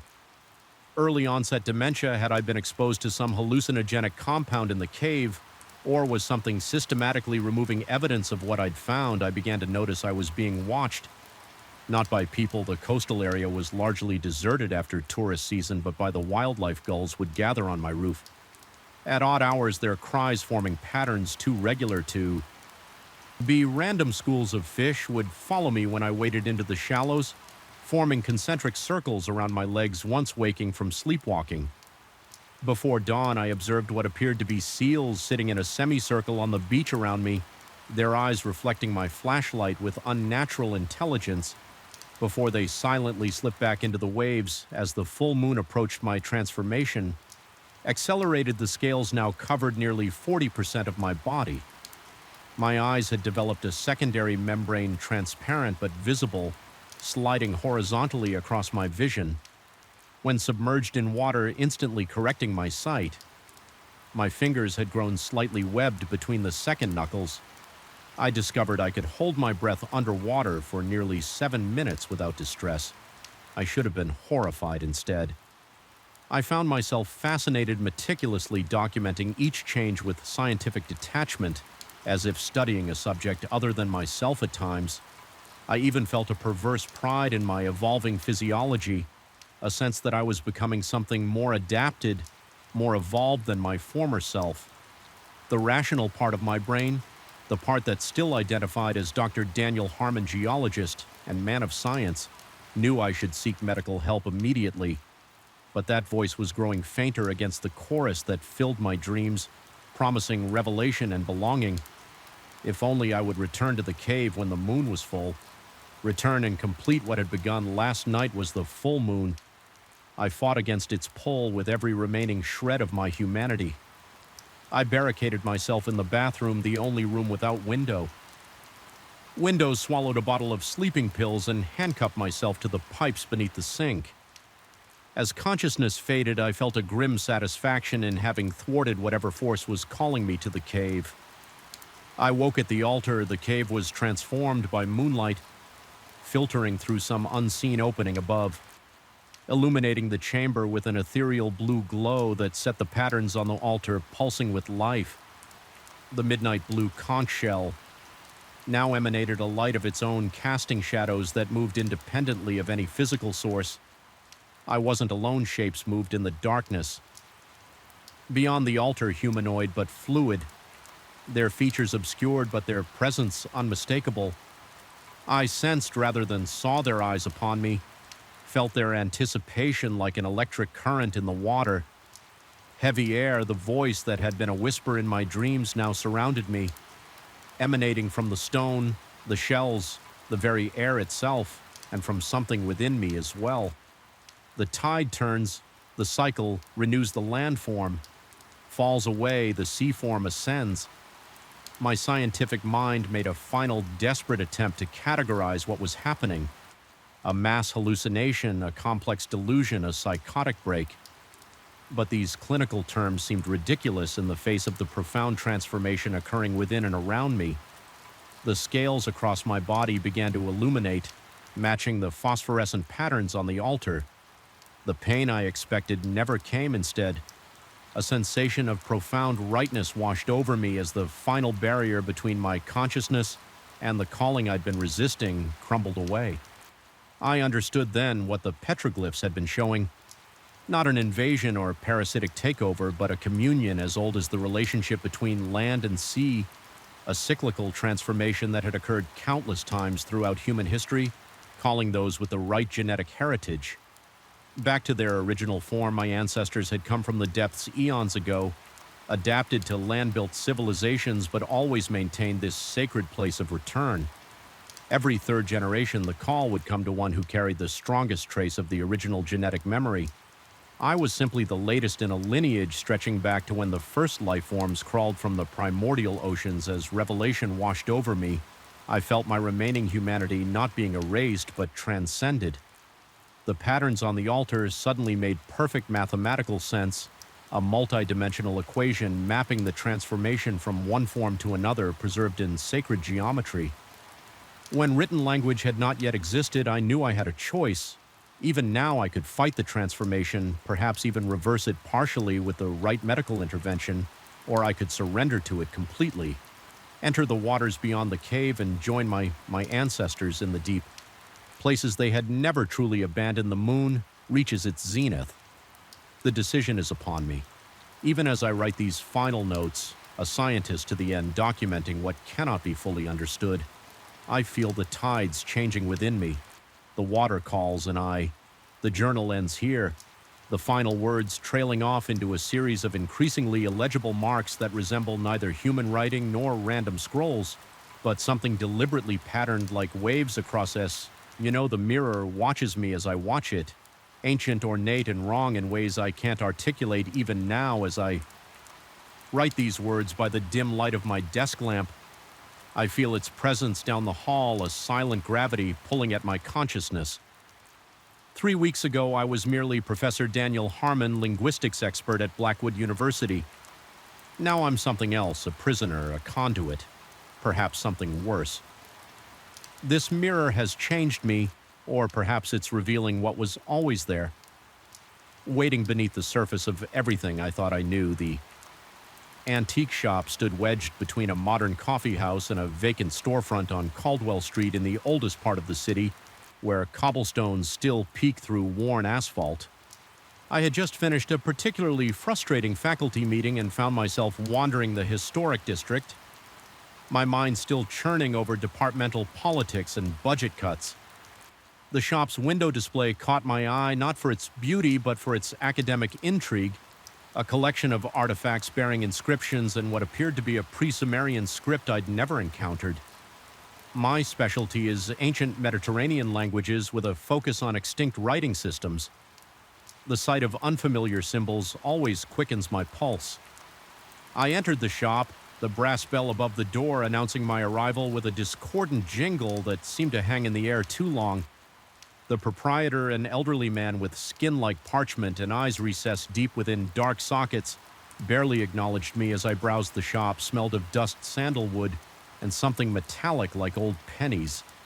I later recognized this as the scent of oxidized mirror backing, but at the time it merely added to the atmosphere of forgotten things. Then I saw it leaning against the far wall, partially concealed by a threadbare tapestry, a full-length mirror in an ornate bronze frame approximately 6 feet tall and 3 feet wide. The frame featured intricate carvings of intertwined serpents and symbols that, despite my expertise, I couldn't immediately identify. They resembled no language. Family ID studied not Indo-European, not Semitic, not even logographic systems like ancient Chinese. Yet they conveyed a distinct sense of meaning, of intentionality. The price tag read $750 steep for an impulse purchase, but not unreasonable for a potentially significant linguistic artifact. When I inquired about its provenance, the shopkeeper's demeanor shifted subtly. His voice remained monotone, but his eyes narrowed as he explained that it had belonged to Ambrose Sullivan, a name that triggered a distant memory from my doctoral studies. Sullivan had been a controversial figure in occult circles. In the late 1800s, a mathematician and astronomer who eventually abandoned academia for esoteric pursuits. Rumors persisted that he had discovered mathematical formulas that allowed for communication with other planes of existence.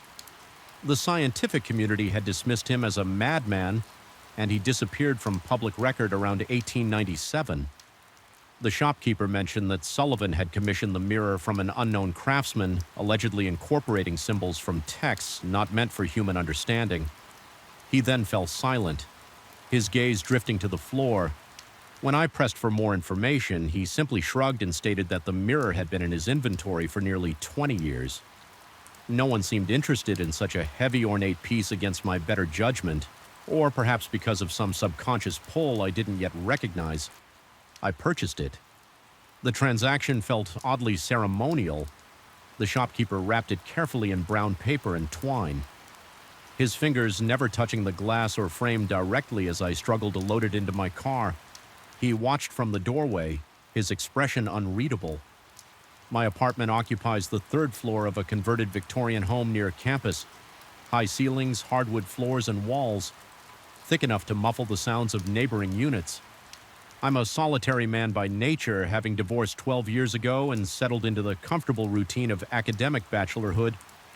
My living space reflects this minimal furniture, overflowing bookshelves, and the accumulated artifacts of research trips abroad. I installed the mirror in my study opposite my desk, thinking the symbols would provide inspiration for a new research paper. Perhaps I could connect Sullivan's obscure symbology to established linguistic traditions, rehabilitating his academic reputation posthumous. The first 3 days passed. Uneventfully, I photographed the symbols, created digital tracings, and cross-referenced them against every writing system in my extensive database. Nothing matched. Not even partial correlations emerged. The symbols defied categorization, exhibiting characteristics of both phonetic and ideographic systems. While conforming to neither on the fourth night, I noticed something unusual as I prepared to leave my study. My reflection moved a fraction of a second after I did. Not the normal delay of perception, but a distinct lag, as if my image were reluctant to follow. I blinked and the phenomenon vanished. Tired eyes. Reasoned and too much coffee. The following morning, I avoided looking at the mirror as I entered my study, focusing instead on grading papers. Midterm season always brings a crushing workload. Hours passed before I glanced up and noticed my reflection seemed slightly off. Not in movement this time, but in position. My hand rested on my cheek, but my reflection's hand appeared to be an inch lower. When I jerked my hand away, my reflection followed instantly, perfectly synchronized. Once more, I approached the mirror, cautiously examining its surface for imperfections that might distort the image.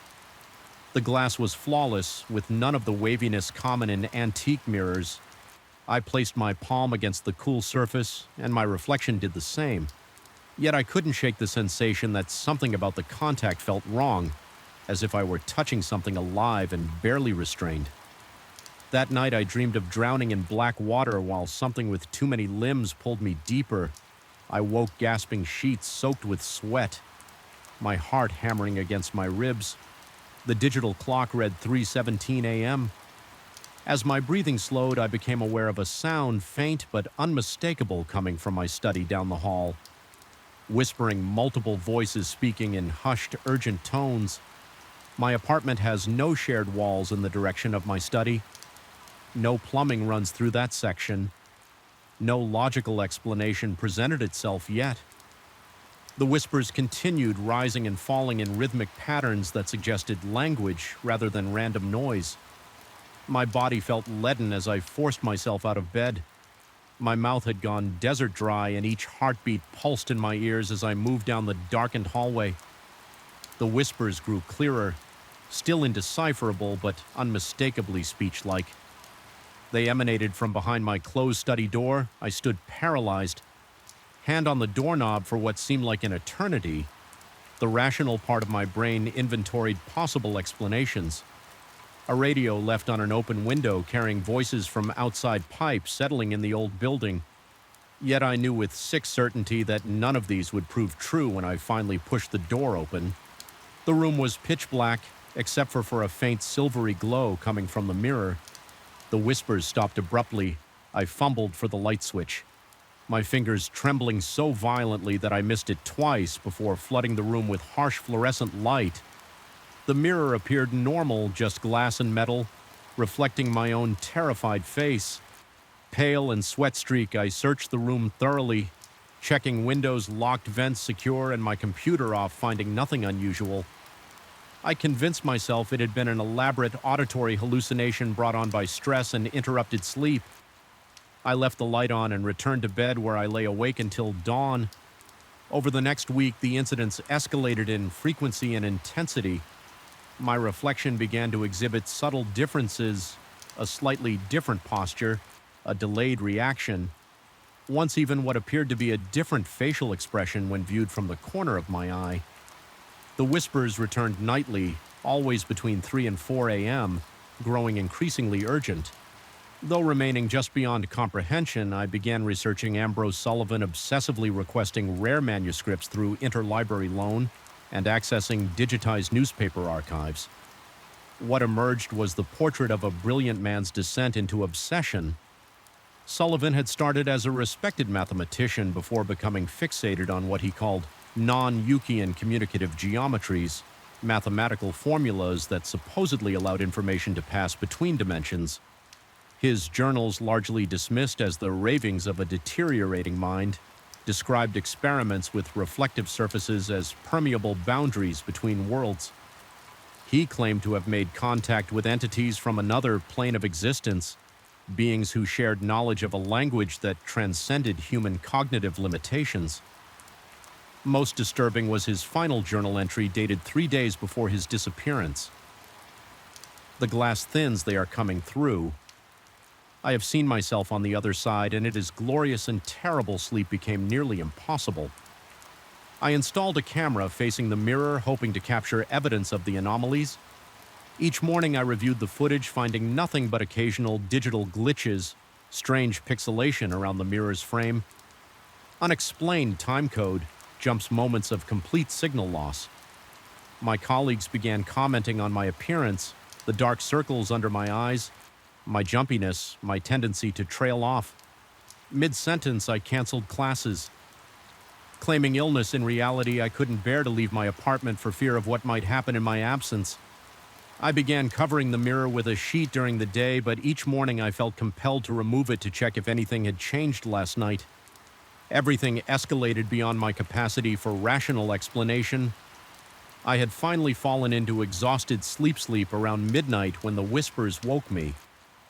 Louder than ever and accompanied by a rhythmic tapping, tap, tap, tap, pause, tap, tap, tap, the sound of knuckles against glass.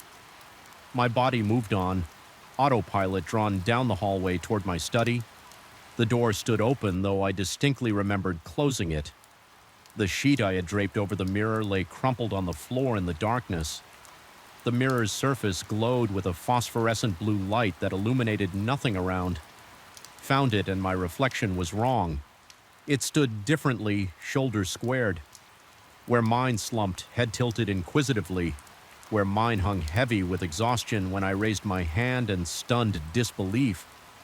My reflection remained still, watching me with my own eyes that somehow no longer belonged to me. It smiled. I did not. Cold sweat erupted across my skin. My lungs seized, unable to draw breath. Every instinct screamed for me to run, yet I remained frozen. Caught in the gaze of this thing wearing my face slowly, deliberately. My reflection raised its hand and pressed its palm against the inside of the glass. The surface rippled like disturbed water. The whispers crescendoed, resolving suddenly into comprehensible English. Let me through. Let me replace you. You've seen how much better I wear your life.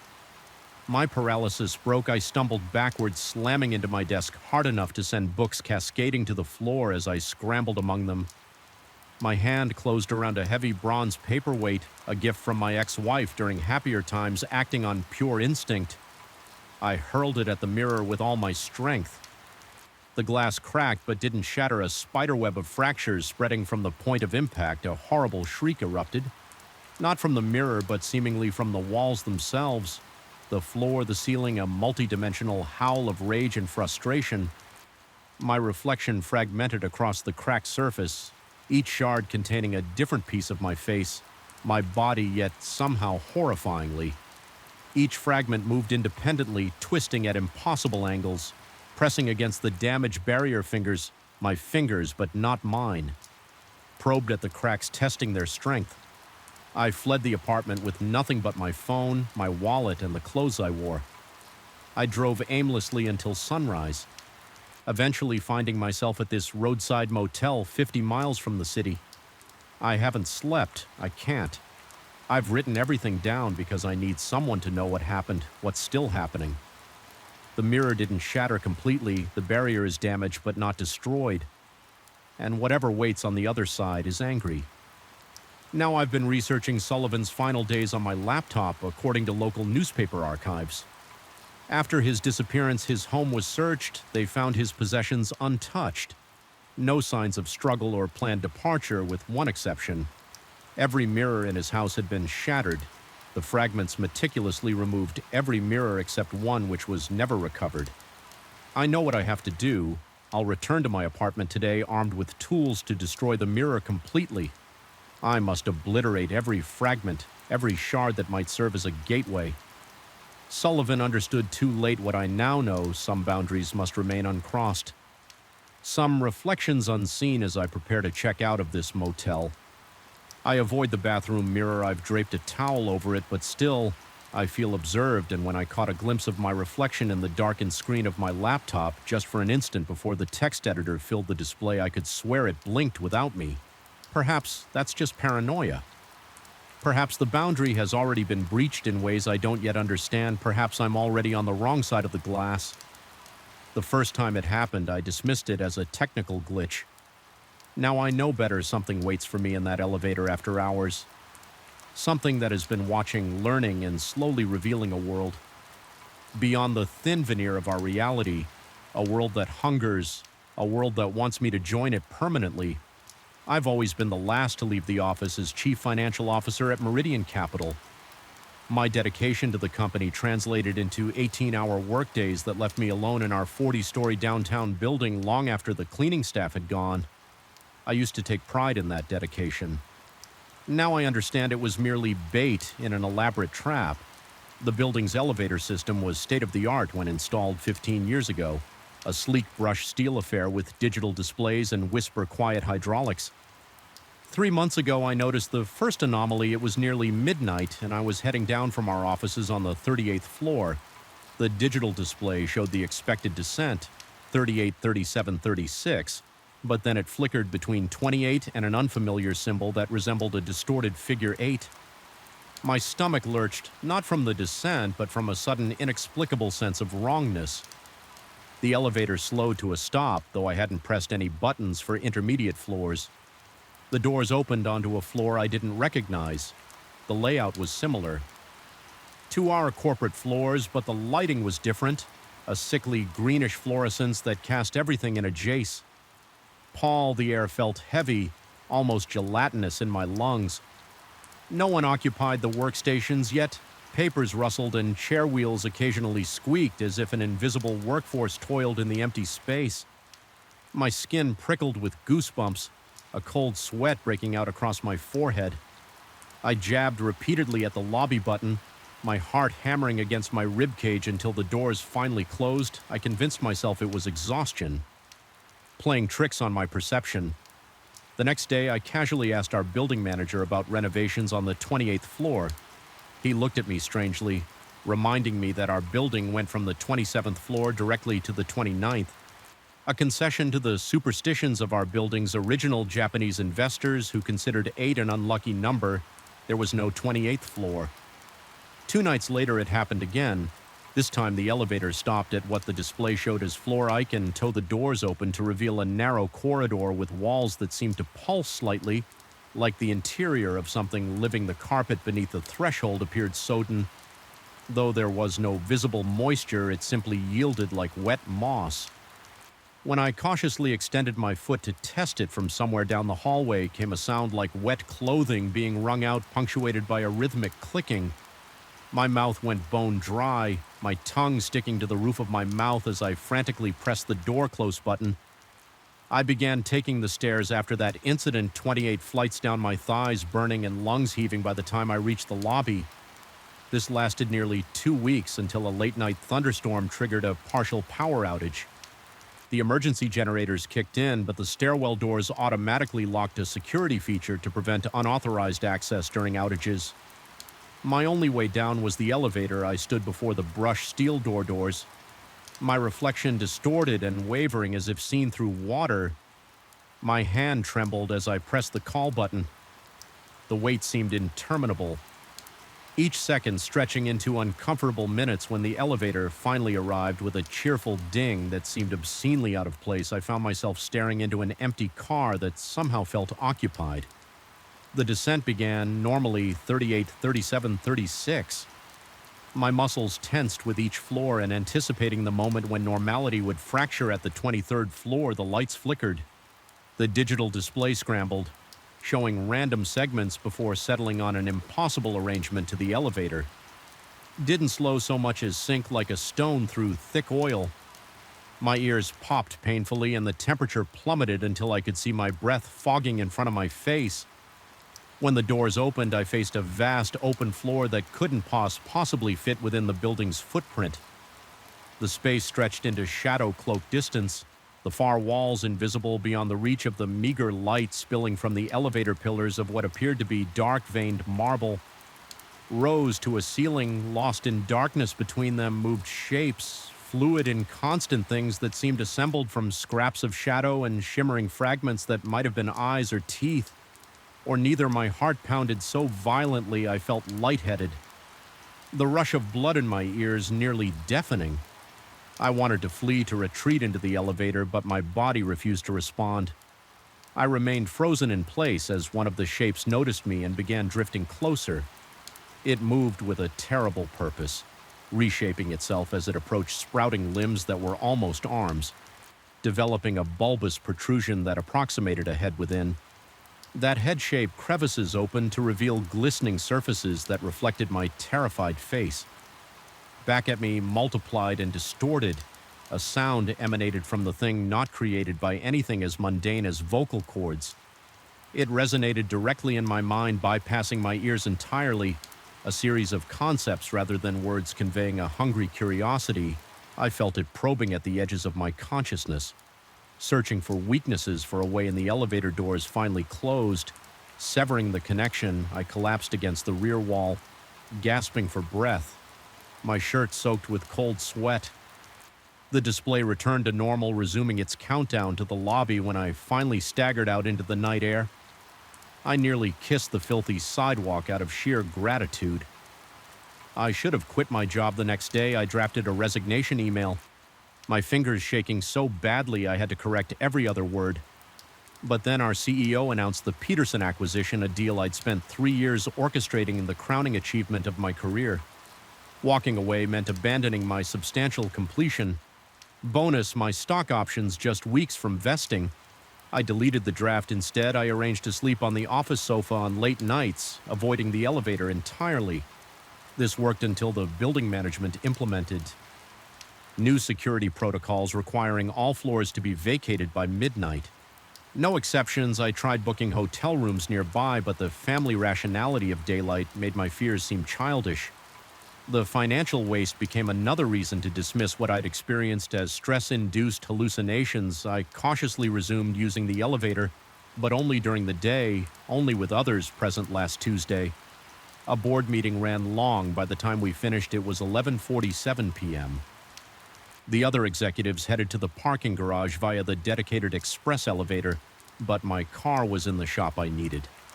Did the main elevator to reach the lobby, my colleagues noticed my hesitation and inquired if I was feeling unwell. Not wanting to appear unstable, I assured them I was fine. Just tired. As their elevator doors closed, I felt a crushing sense of isolation settle over me. The empty corridor stretched before me, the overhead lights dimming automatically for energy conservation, leaving pools of shadow between islands of feeble illumination. The elevator dinged its arrival before I pressed the call button. My mouth filled with the metallic taste of fear as the door slid open to reveal an empty car I considered making a run for the stairs. Security locks be damned, but pride and stubborn rationality pushed me forward. I stepped inside, immediately pressing L for lobby, and the door close button simultaneously as if speed could outrun whatever waited between floors. The door slid shut with deliberate slowness. I fixed my eyes on the digital display, watching the numbers count down with painful precision at the 32nd floor.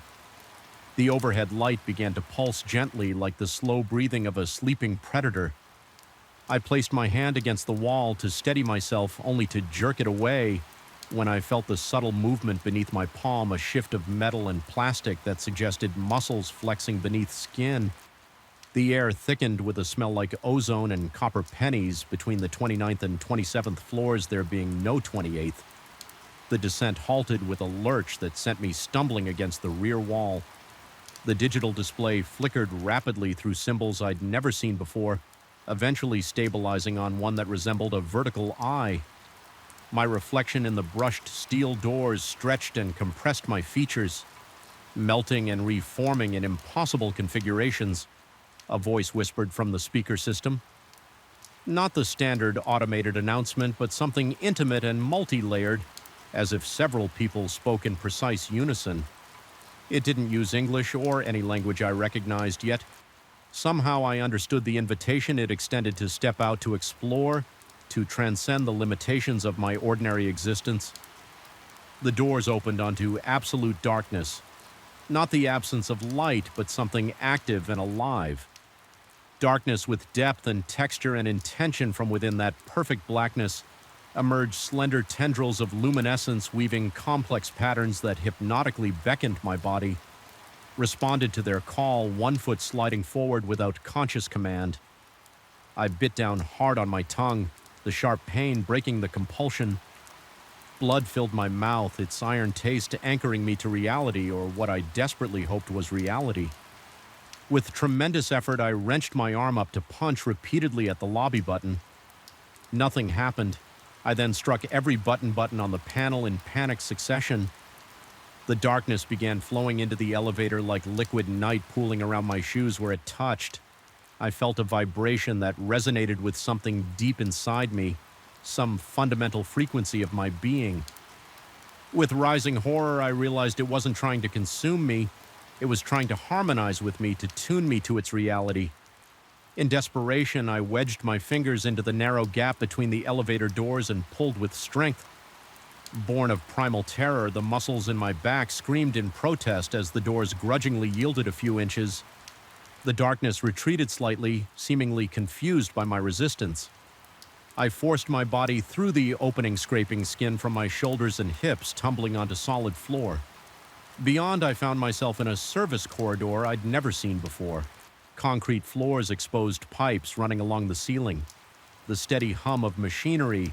A maintenance worker stared at me in shock. His sandwich halfway to his mouth. I must have looked deranged, sweating bleeding from my self-inflicted tongue wound, clothes disheveled from forcing myself through the doors. I managed to stammer something about the elevator malfunctioning, the worker concerned, but clearly uncomfortable, directed me to a service stairwell that would take me to the lobby. I thanked him profusely, restraining an impulse to hug this beautiful, normal human being before leaving. I glanced back at the elevator through the gap I'd created. I saw not darkness, but a normal, empty elevator car. The display showed it was now headed up, stopping at floors where no one waited. Doors opening onto empty hallways, searching. I realized with nauseating certainty, for another late-working soul, I left my resignation letter on my boss's desk that night along with my security badge. I've ignored his increasingly confused and then angry messages. My career at Meridian Capital is over, along with the bonus and stock options. Some prices are too high to pay. I've taken a new position at a small firm with modest offices in a 2-story building. I walk up and down the single flight of stairs a dozen times daily, grateful for their unchanging concrete solidity. I leave promptly at 5 o'clock each day, though it means taking work home sometimes at night. I dream of those luminous tendrils reaching out from the darkness in the dreams I don't resist. I step forward, allowing myself to be recalibrated, reformed into something that can exist in that impossible space. I wake from these dreams neither frightened nor comforted, but with a lingering sense of interrupted transformation. Yesterday, I received a disturbing email from a former colleague still at Meridian. The building management has apparently commissioned a significant upgrade to the elevator system. The new technology features adaptive artificial intelligence that learns from usage patterns to improve efficiency. The test phase begins next month. I've deleted the email and blocked the sender. Some knowledge isn't meant for us, some doors are better left closed, and some invitations should never be accepted no matter how enticing the opportunity they present.